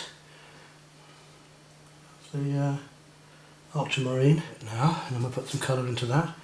And it's the same over here, whole of this window, painting very loosely and gradually tightening up the whole of the background and stonework, we hope. And this is our ultramarine blue, tends to be showing through, and then we'll work up into it with a little warm. Now while that's still damp, just a little touch of the raw sienna going down, gradually just tint it in, let it spread a fraction, because we're painting still wet into wet here, so it's just going to spread a little because it's getting drier very quickly in this atmosphere. There we go. Now we come back over here. And I'm not going to be using any bright colours, so remember that the paint will dry a bit lighter than we put it on, so if I want a stronger colour I've got to make it a bit stronger now or go over it again later. I've got two choices. You get the impression of a load of detail and texture. I don't want to be painting tightly, we're not going to paint an illustration, we're painting about it, giving the mood and the atmosphere, and they will stand out more later. Now we'll go for our lighter warms. We're going to go for the yellow ochre and burnt sienna now. So we're going to go for the raw sienna, which is virtually the same as yellow ochre and burnt sienna. The raw sienna is more transparent than the yellow ochre, that's one of the reasons I prefer it. And this is the fun bit, this is the bit where you get down to grips with the colours and the light, we enjoy ourselves. So I'll give it a coat of water, just to get the paper damp. I'm going to work into that, wet into wet. £140, you should get away without having to stretch the paper, but obviously if you want to stretch paper, that's fine. I'm going to paint the darker colours over the light, so I haven't got to worry about the browns of the pews. But what we have got to do is very carefully manipulate the differences between the cools and the warms. So I've got to be careful where I put this raw sienna as compared to where blues are going to go. It's a lovely rapid way to work as always. You know how I like to be lovely and loose, and we have somewhere that needs to be lighter. We'll take the paint out, we can paint around it again later. Start to just indicate now some of the shadows. Lovely reflections going on the shiny surface down here. Don't worry about one thing going over another because you're going to paint from light to dark, so now we've got a lot of our cools worked out there now.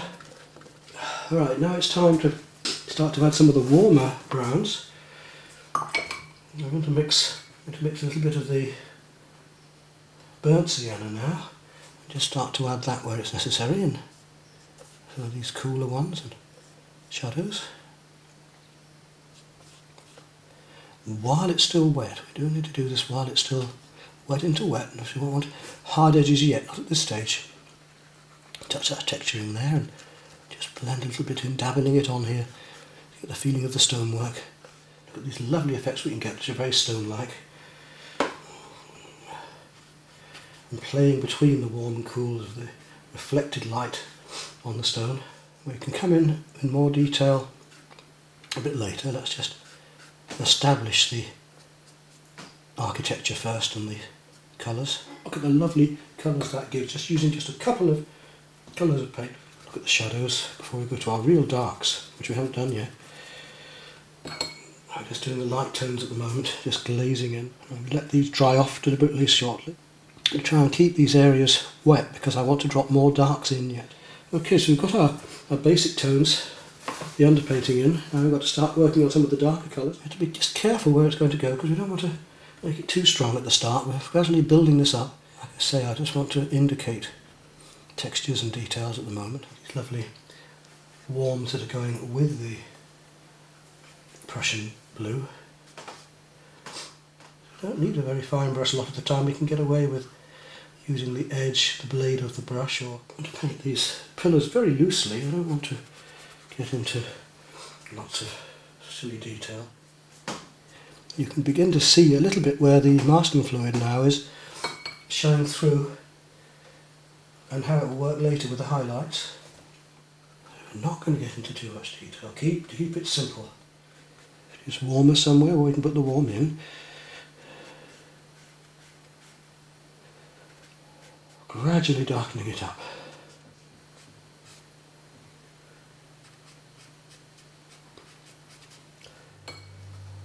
And darker until we get right down to light against dark, dark against light, and warm against cool. Just to indicate all these at the back here. We've still got some of those masked areas to come out, so let's not worry too much. Ultramarine blue back here a little bit more again. Play against those tiles coming down here. To come back to the yellow ochre here, which we painted originally quite strongly.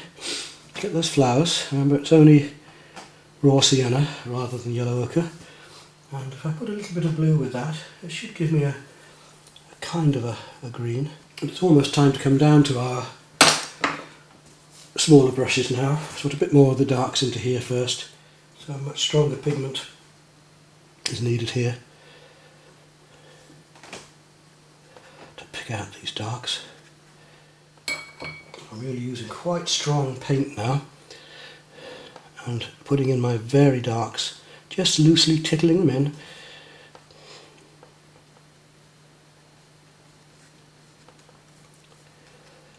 Almost pure Prussian blue and burnt sienna to really get the feeling of these dark hues and shadows going back into the background. Really strong coat of burnt sienna going in almost pure there to bring out those warmths of the close-up. A bit of drier brushwork just around there, just to indicate floor. Come back in with a few of the warms, just a bit warmer into some of these spots.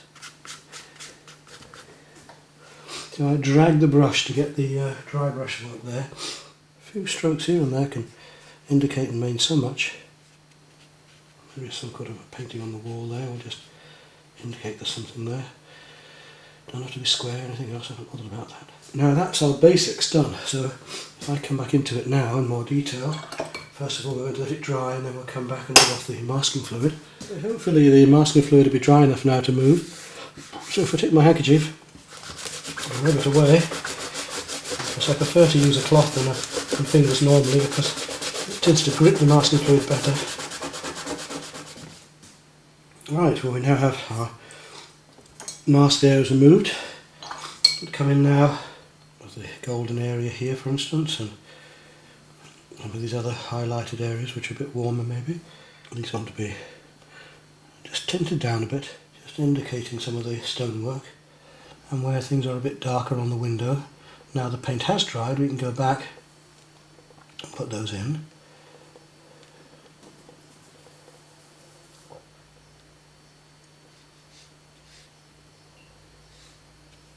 You see, we just pull out now the tighter drawing amongst this looser stuff we did earlier.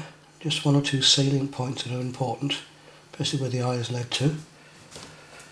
And it's those little things like that that are going to start to make the painting, finish off the painting now. And just tidy up some of these little bits of detail around here, give it a bit more three-dimension.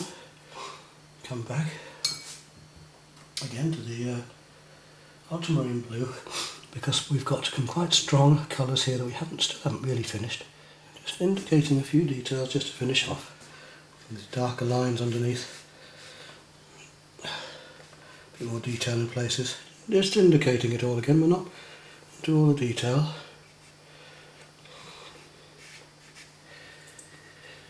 It just gives a bit more depth to the shadows and just some texture here and there, that's all. And we're almost there, look. Just picking out salient features, keeping it loose.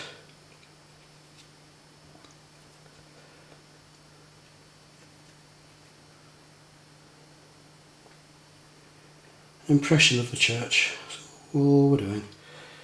Not an illustration of it, an impression. There we are, I think that'll about do that painting. Just come down to the bottom here with a bit of Prussian and Sienna and sign it.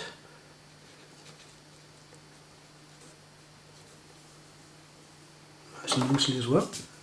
And a few little tickles here and there maybe, just to pick out a few more points that are salient. Yep, that'll do.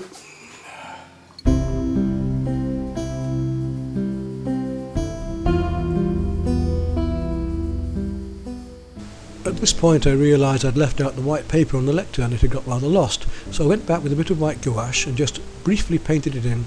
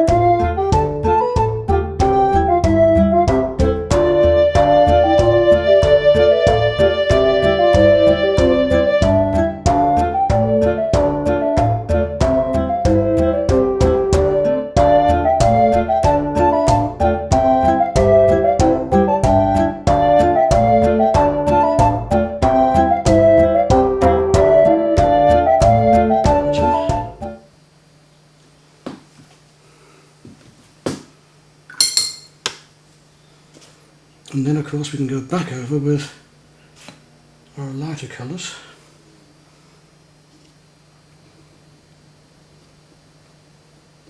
If we need to. So I better hang his glasses on something, you better give him some ears. Keep looking at these positive and negative shapes, in other words dark and lights. So we're playing off the lights and darks and the roughs and smooths and different shapes against each other. Some more windows down here, let's play with them a second.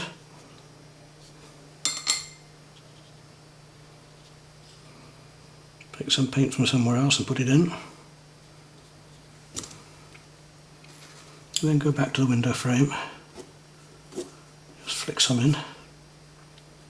Suddenly you find the painting is almost complete. It just sort of appears.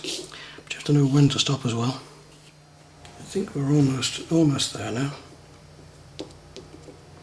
Carefully look at one or two of the colours. Just a little bit of drawing there to bring the hand out. One or two of the darks. And there we are. I reckon that's all we need to do. Now, obviously I normally assign on the right hand side, but I wonder in this case if it might be better on the left. Let's have a look and see. If I put it there, it's going to detract from that bunch of bananas. So if I put it here, it's going to be more a part of the composition. So let's think about that, if I can reach it.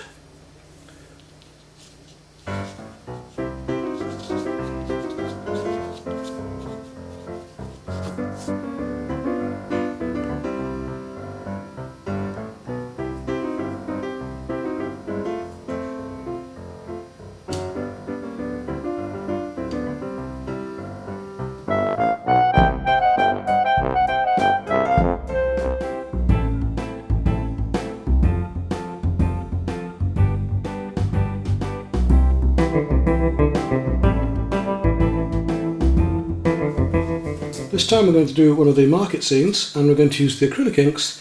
We may use some pastel afterwards if we really need to, but I'm hoping to do most of it, really enjoying these really vibrant bright colours of the inks, working them wet into wet as a watercolour and gradually working them up in detail. And if I need to, I'll use a bit of pastel at the end, but we'll see. These FW acrylic inks are waterproof once they're dry.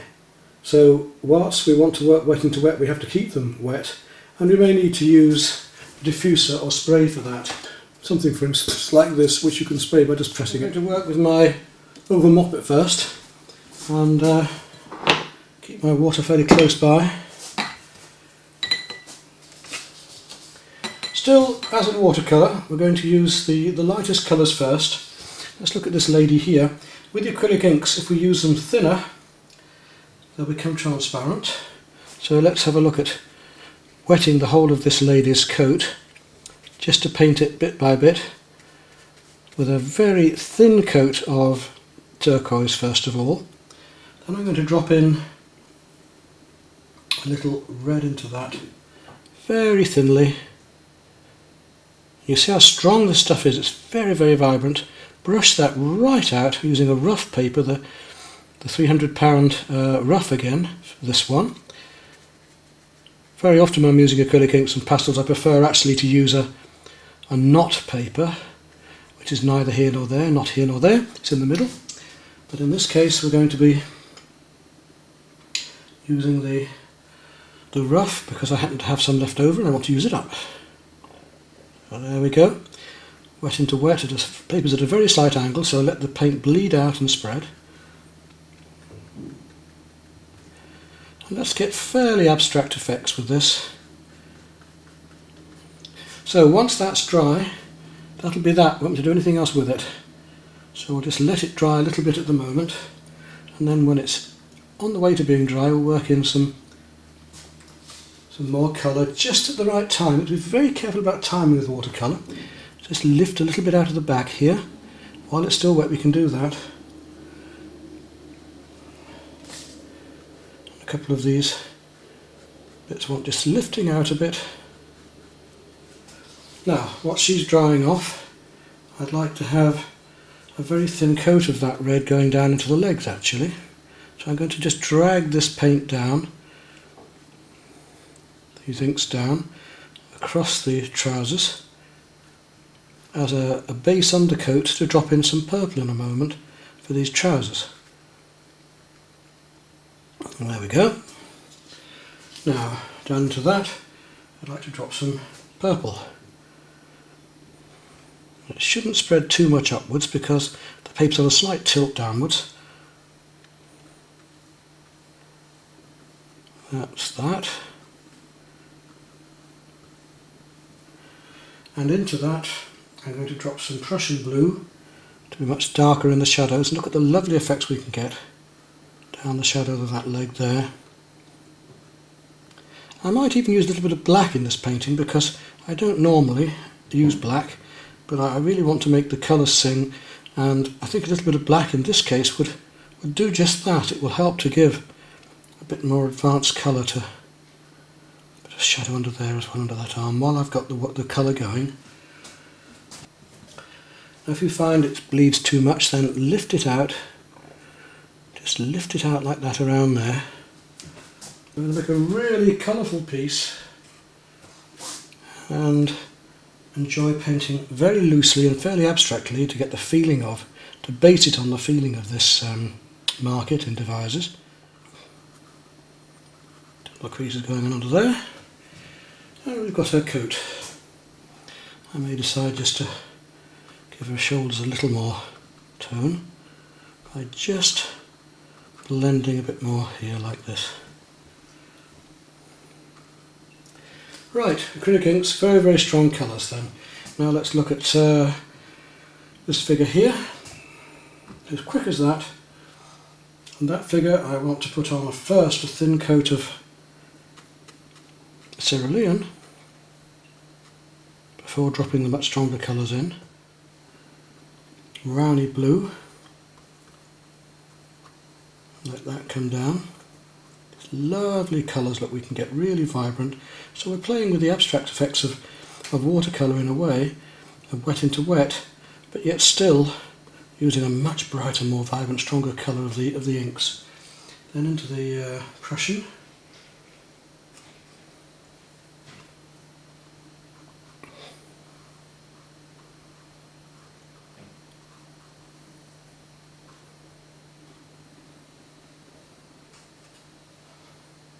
So we're mixing on the paper.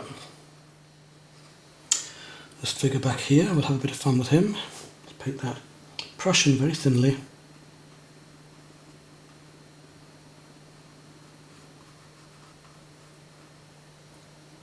And then just drop a tad of dark green into the front here.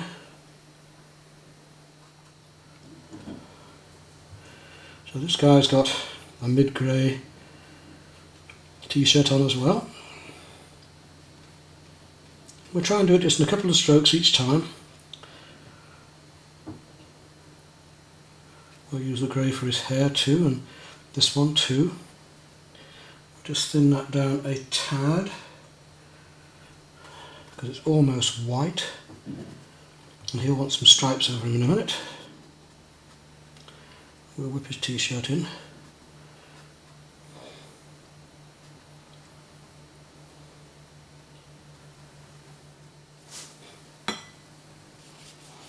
We'll look at some of these areas of dark and lights going on, and there's some interesting crisscrossing of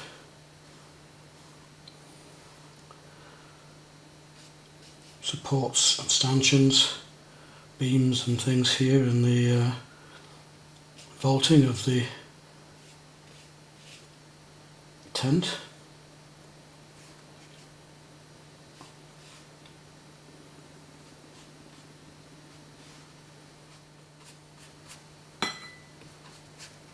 You can see how it soaks into the paper very quickly, which enables us afterwards to be able to put these glazes of the inks on as well.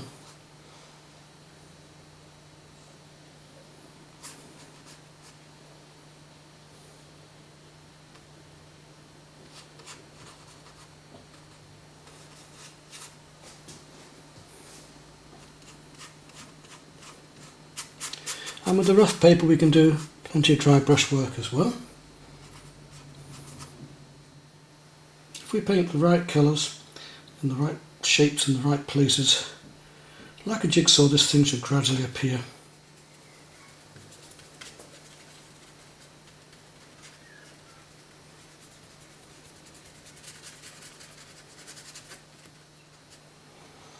The paint being slightly opaque, it is possible for us to paint some of these a little bit more over the top, like this afterwards, which is rather fun. So loosely something like this can be done. It's great fun, it really is. I'm really enjoying doing this. you've got to take that chance to keep loose. It's not easy because it's very tempting to start to want to paint into details to be safe. These oranges here, a lot of fun. Apples coming down into it.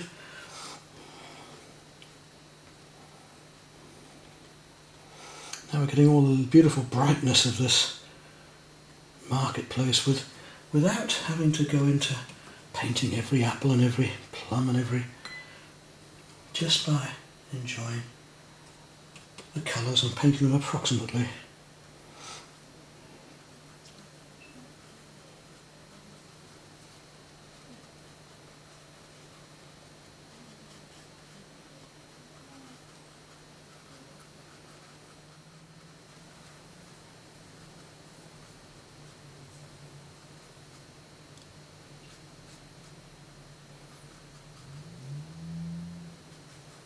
To indicate these bananas, I'm going to paint them in detail.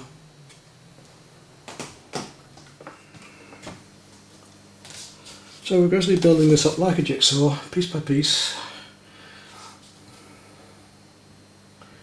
And we're still working light to dark as in watercolour as well, so if there are areas of white or lighter areas, we need to leave those behind.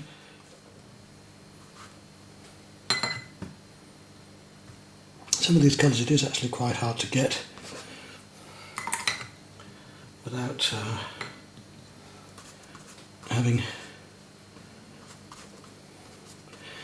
to mix the exact colours I want.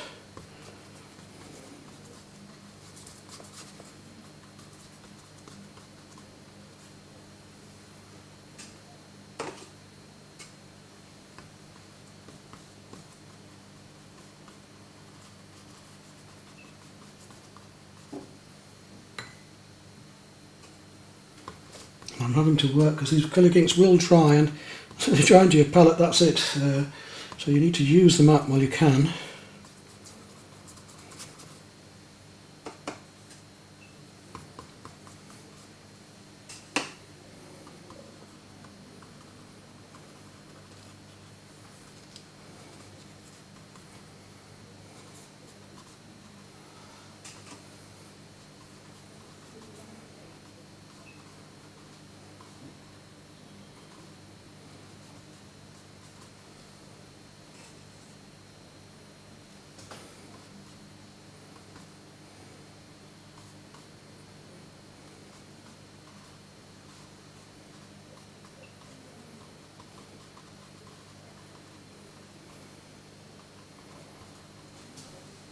See these lovely effects we can get with these acrylic inks, really bright, really vibrant.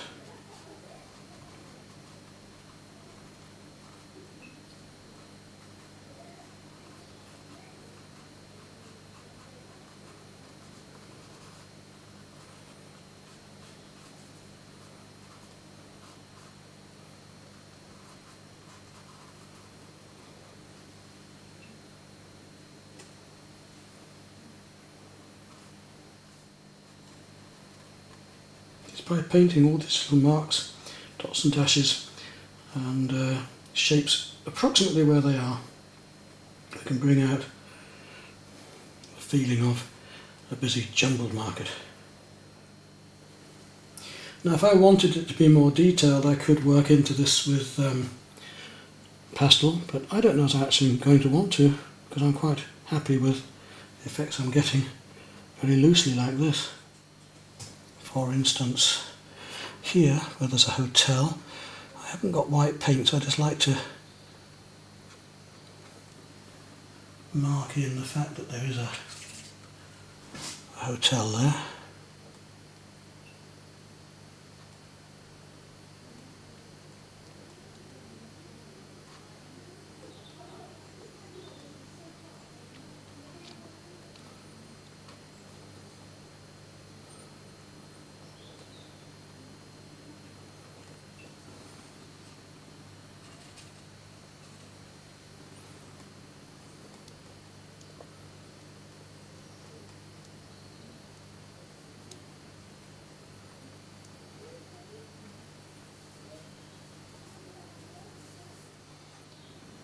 just to give us a feeling of a bit more detail, just here and there.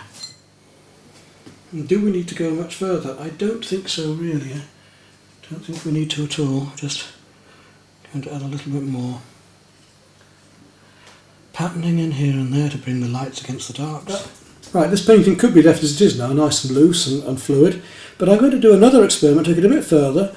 Because it's acrylic inks and because they're opaque, I'm going to now take some white acrylic paint and mix some of the inks with it and just touch up some of the lighter areas for fun, just to see how it goes.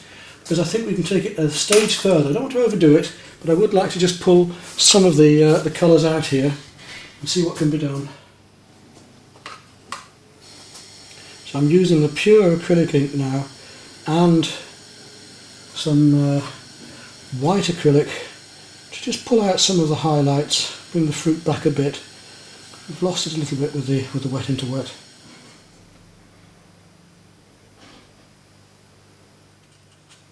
And one or two of these colours were just impossible to get by thinning down the ink to try and get this very light purple, but reflecting on some of the apples was not possible for a start.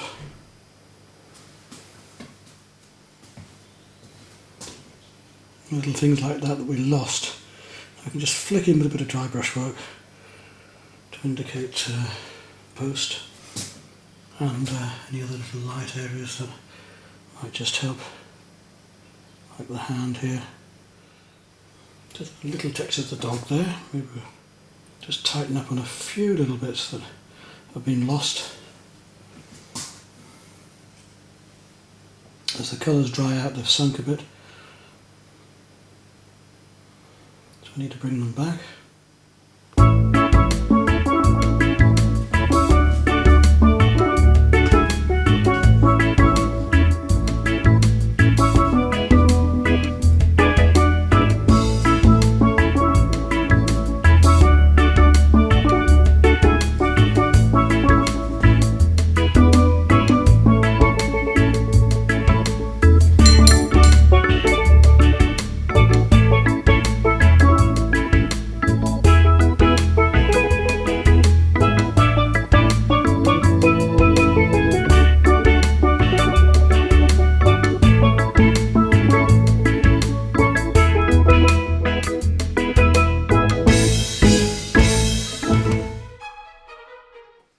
Now with the brushes, we've got brushes for all occasions here, the oval mops, the nylon flats which are a little bit stiffer for more dry brush work, the hakes, rounds, riggers and swords, very useful.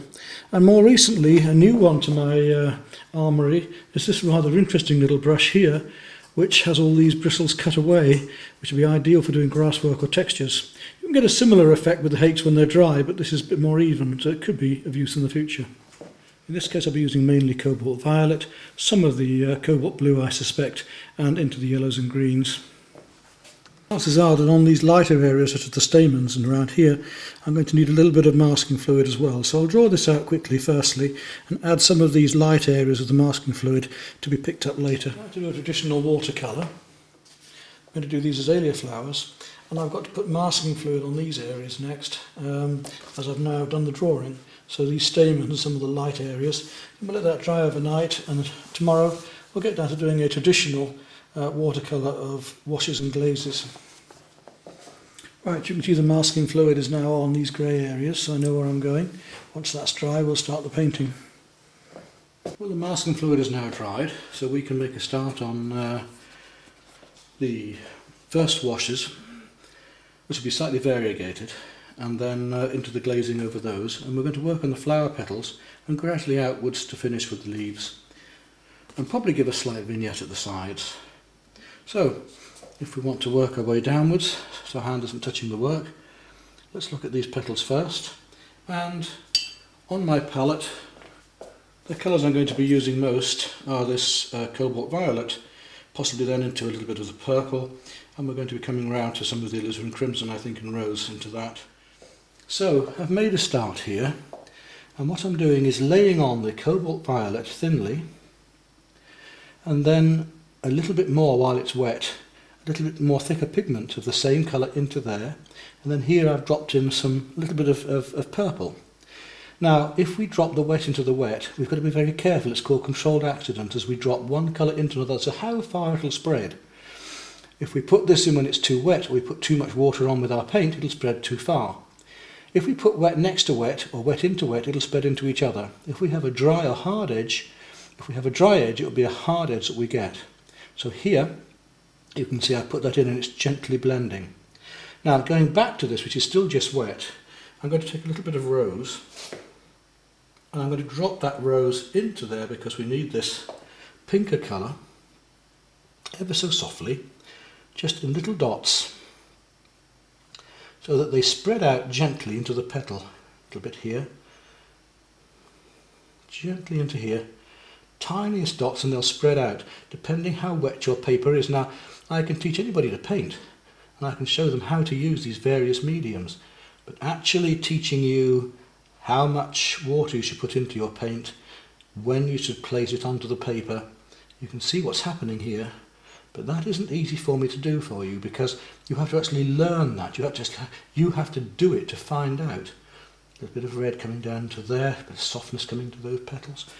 And you see here it's a little bit strong, so I'm going to clean my brush and with a damp brush just take off some of that, just suck it out a fraction and blend it in softly there. Look at the lovely effect we get.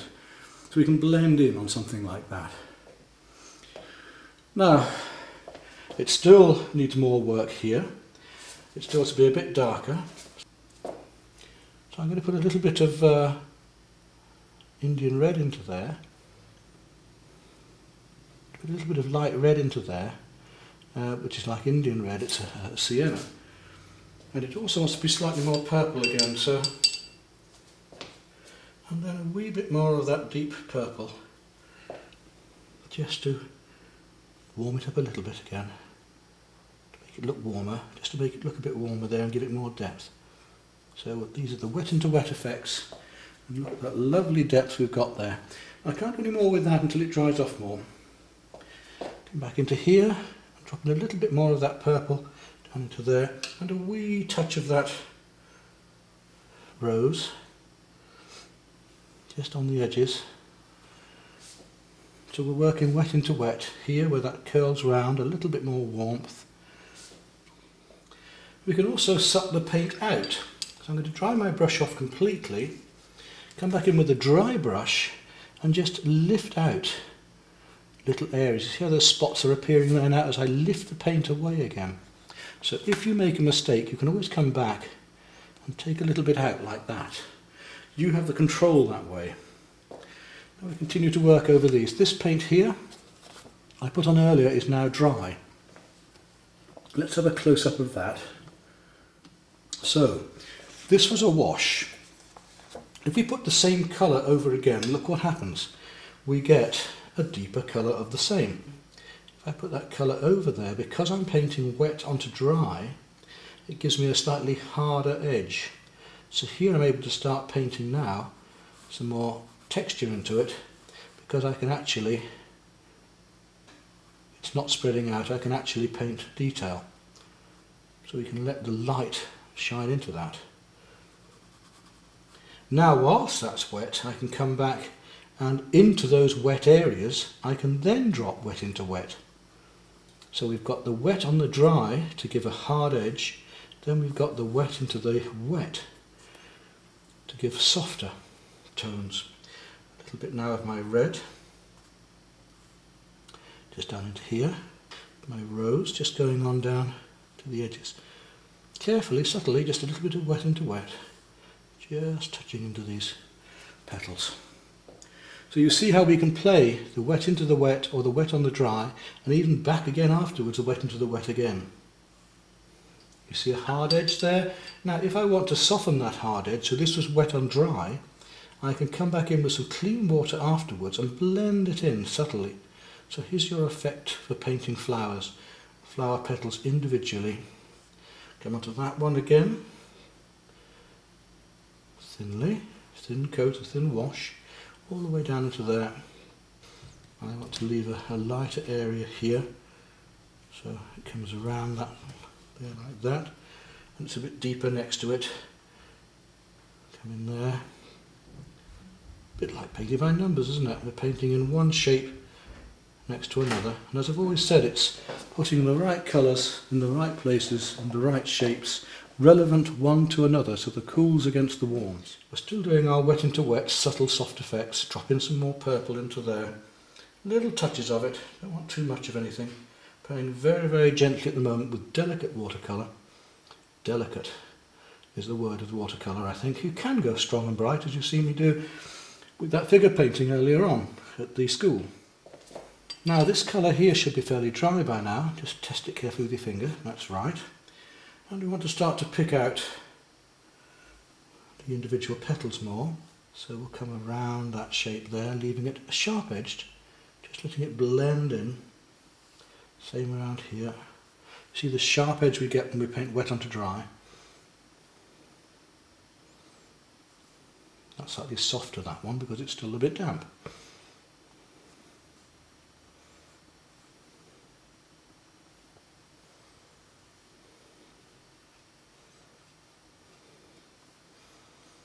There's more purple.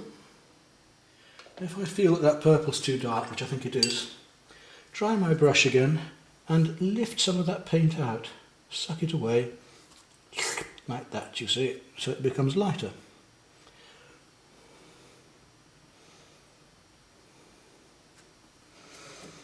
We've got this constant control. Let's come down to this large central petal here, which is very important, and really work on that one, because that'll give you a much better idea of how it's all done. So again, I'm going to take my cobalt violet and a very thin coat of that first of all, very thin, almost to white here, and let that dry off a bit. That's my wash. Remember, a wash is your first colour, and a glaze is the colour that goes on over the top, which is transparent. Glazes are nearly always transparent. There's not much point in them otherwise. While I'm at it, I'll have a go at this pattern, this flower down here too. That petal there. Now, whilst it's wet, we can tint it. We can go a bit stronger. So whilst it's wet, I can drop in more of that colour here to give that soft, slightly mottled effect of these leaves. Just tickling it in like this. And then I want to leave that and come in harder edged afterwards.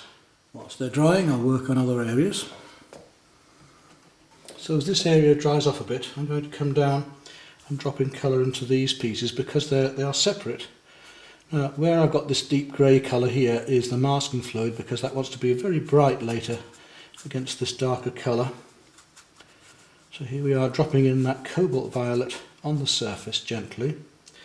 That's a lot more purple there now, so I'm going to come in with that purple quite strongly here, all over there, and drop that wet into wet throughout here.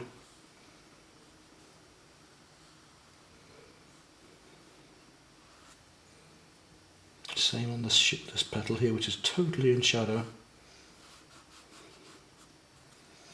And then into that, start dropping some of the rose, the warmer colour. Don't have too much liquid paint on your brush for this, otherwise it'll just spread too far. Just tinting in a little touch of the colour on the end of your brush, don't overdo it. And so we can bring that up softly. These lovely wet into wet soft effects. Slight striation in the petal there, so I'm going to deliberately bring those little strokes across, and they'll blend together a bit afterwards. That lovely effect we can get with that purple and the rose there. Now we come across to this area here. We're just going to put in these glazes over the washes. So this is now dry. If I bring it over that, you see the sharper edge we get, because I want these dark lines of purple coming down into here and underneath here to show the shadow. Into that I can drop it even a bit darker. So I can go quite dark, dropping the wet now into the wet where I've already painted like that. The same under here, I can go a bit darker again with this purple. I can make it darker around these stamens to make them show out more as well.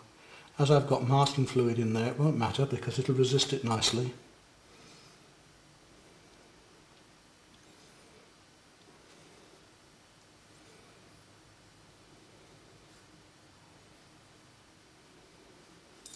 Like that. So one little darker mark coming over here as well, just a bit of shadow there. This area should be dry enough to work on now. We've done our soft wet into wets. Now I want to give it a glazing, slightly warmer, so a mixture of the purple and the rose. Drop into that, it's still a little bit damp, but I should get a slightly more controlled edge.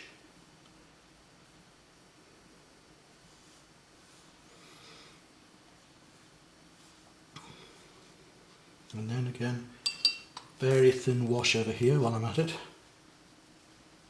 Even thinner than that, much lighter.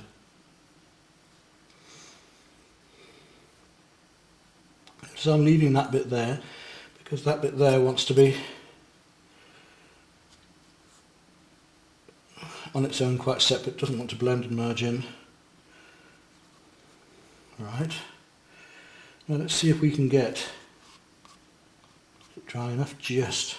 Let's see if we can get a wash to go on there. So if I take this colour here, it should be a hard edge. Here we go, there's our hard edge look. Down for that bit of shadow. A little bit there. This now a glaze over that. Coming into my slightly more purple colour here. So it's just on the verge of being soft and hard there. Can we drop in any more over here? It wants a little more dark there. Coming around these stamens into here. Right down into that bit. Very soft, very subtle, very light. And a bit more purple down into there. Now we've got to let those dry again. How's this doing over here? Is it ready for it yet? Still a bit wet yet. I want to lift a little bit out of there. I want a bit lighter across here. So I'm going to take my brush, clean brush, just lift out some of the colour there to make it slightly whiter. See, quite dark in places. Still waiting for it to dry a bit more at the moment. Now where that's very dark there, I'm going to add a little bit of Prussian blue into here, which will be much darker. Let's see how deep that makes things. Some colours are more transparent than others, so some are much better colours for glazing with. So this is traditional watercolour, very delicately working things up using our very thin washes and glazes first, keeping things fairly separate. Textures there, just a bit of dry brush work over the top. That's green there, that leaf. Under here is a bit darker, so we'll take some red and purple and just get a bit darker with our edge under there to bring that out a bit more red. And it comes purple around that edge. It gets quite hard to see wood for trees. It gets quite hard to see which bit of which. It's a very complicated piece of painting. And then back to that red I was using earlier, the light red, was like the Indian red, to give a bit more depth and warmth right down into here with that dark petal behind, and the same in here I think. And we're still just dropping colours one into another as they're still damp to get our lovely feeling of shade and light and dark amongst these petals. That's drier there now, so I can tickle in a bit more carefully, a bit more red. Let's see if this is now dry enough to take that glaze. Still a little bit wet, but it's just allowing me to have a slightly harder edge, which is what I was after. Down like that. Same here. darker edge this side, stronger around there, a lot stronger down into here.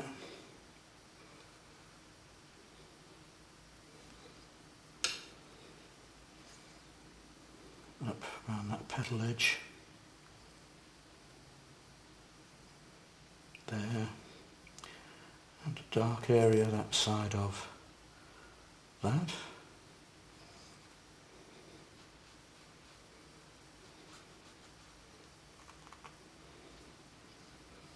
And this is also quite dark, but I want to go considerably darker. And this gives us that effect of the leaf curling round.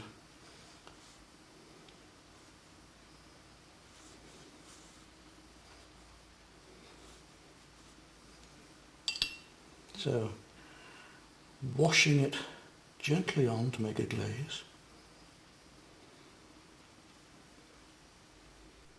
Of the rose, because we have that lovely texturing happening there, I'm going to go quite dark into, and you see how that now spreads out where it's still wet, and where it's dry it stays still. So I'm going to do a little bit of this while it's wet, and then come back in when it's completely dry and do the rest of these little dots. Okay, what I'm going to do now, whilst these flowers are drying off a bit before I can put on those final sharper glazes, is to start to look at the various greens. And we've got some lovely blue greens, yellow greens, all sorts of things going on here. And then I'll do a dark wash coming in around the outside afterwards. First of all then, let's look at the yellowy green. That's these ones here. I'm going to take some aureolin yellow and just drop that in. A lovely transparent yellow, the aureolin yellow.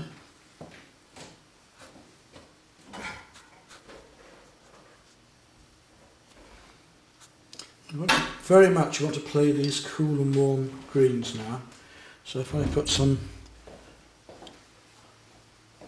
cerulean blue now next to it there, and then start to blend that into the yellow, you get that effect of sunlight, and that goes to a much warmer green. Take a bit of sap green. It's a much browner green, so I'll add some gold into that. You get this lovely warm sap green effect coming into there. That same colours coming on down here. So leaf by leaf. And there's the reflected light of the flowers coming on down there, so into that leaf there's going to be a bit of that pink coming. Then into the cerulean blue at the side. Really look for these colours.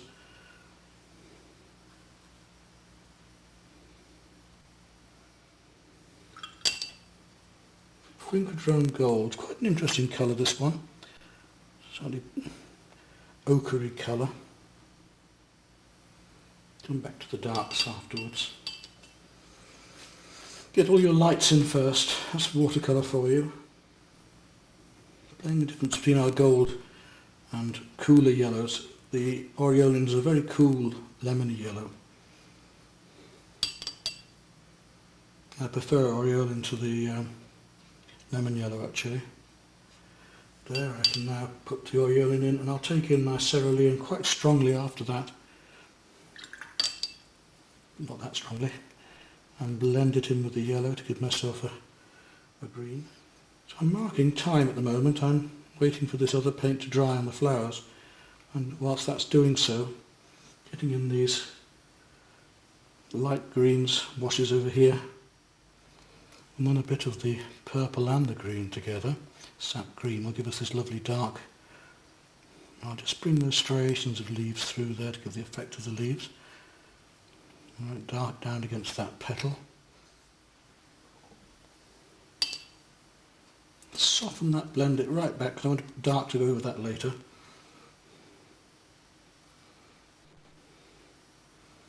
I'm just letting some indications of green show in here. because I know later on I'm going to need them. Delicately just placing these colours, hopefully correctly, one to another.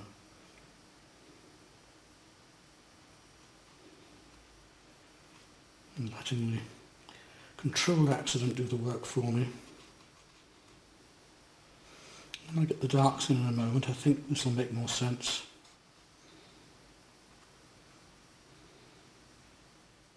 Now some ultramarine and a little burnt sienna should start to give me some nice warm darks into here.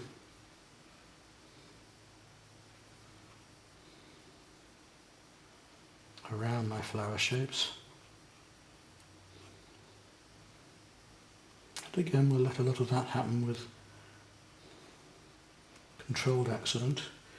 Sometimes I want it a bit bluer, sometimes I want it a bit browner. Here I want a bit more blue in the colours. Just indicating things, don't get carried away with trying to put too much detail. Let the viewer's eye do the job as well. You can see now the darks are starting to work against the lights. So we've got light against dark, cool against warm, as I was saying before. I'm going to come back into those flowers still. I haven't forgotten about them. I'm just playing with these darks at the moment. All these little shapes that are to give us these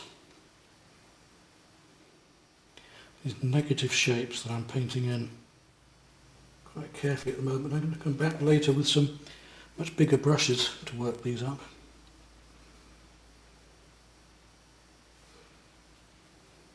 More blue going on down here in that dark. So I'm going to use a bit more cobalt in my darker colour here.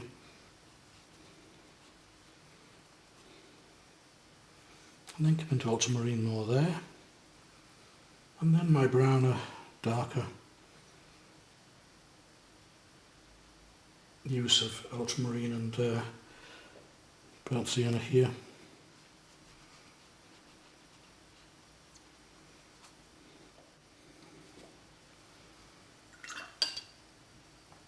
And if an edge looks too sharp to you, we'll blend it a bit with a bit of water. Lovely deep ultramarine blue going on underneath in there.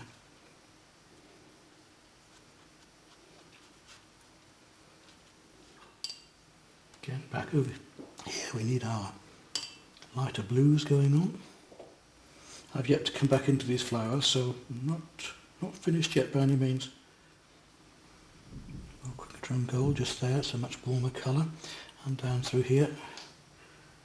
Keep playing these different colours one to another, don't just do this business I said earlier on of penny a yard. You don't want to be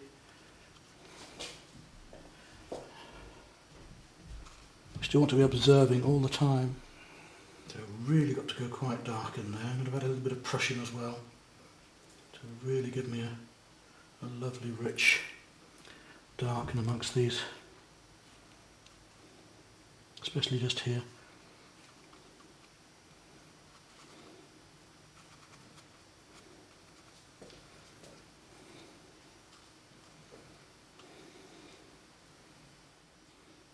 And finally this vignette of darks around here to pull it together.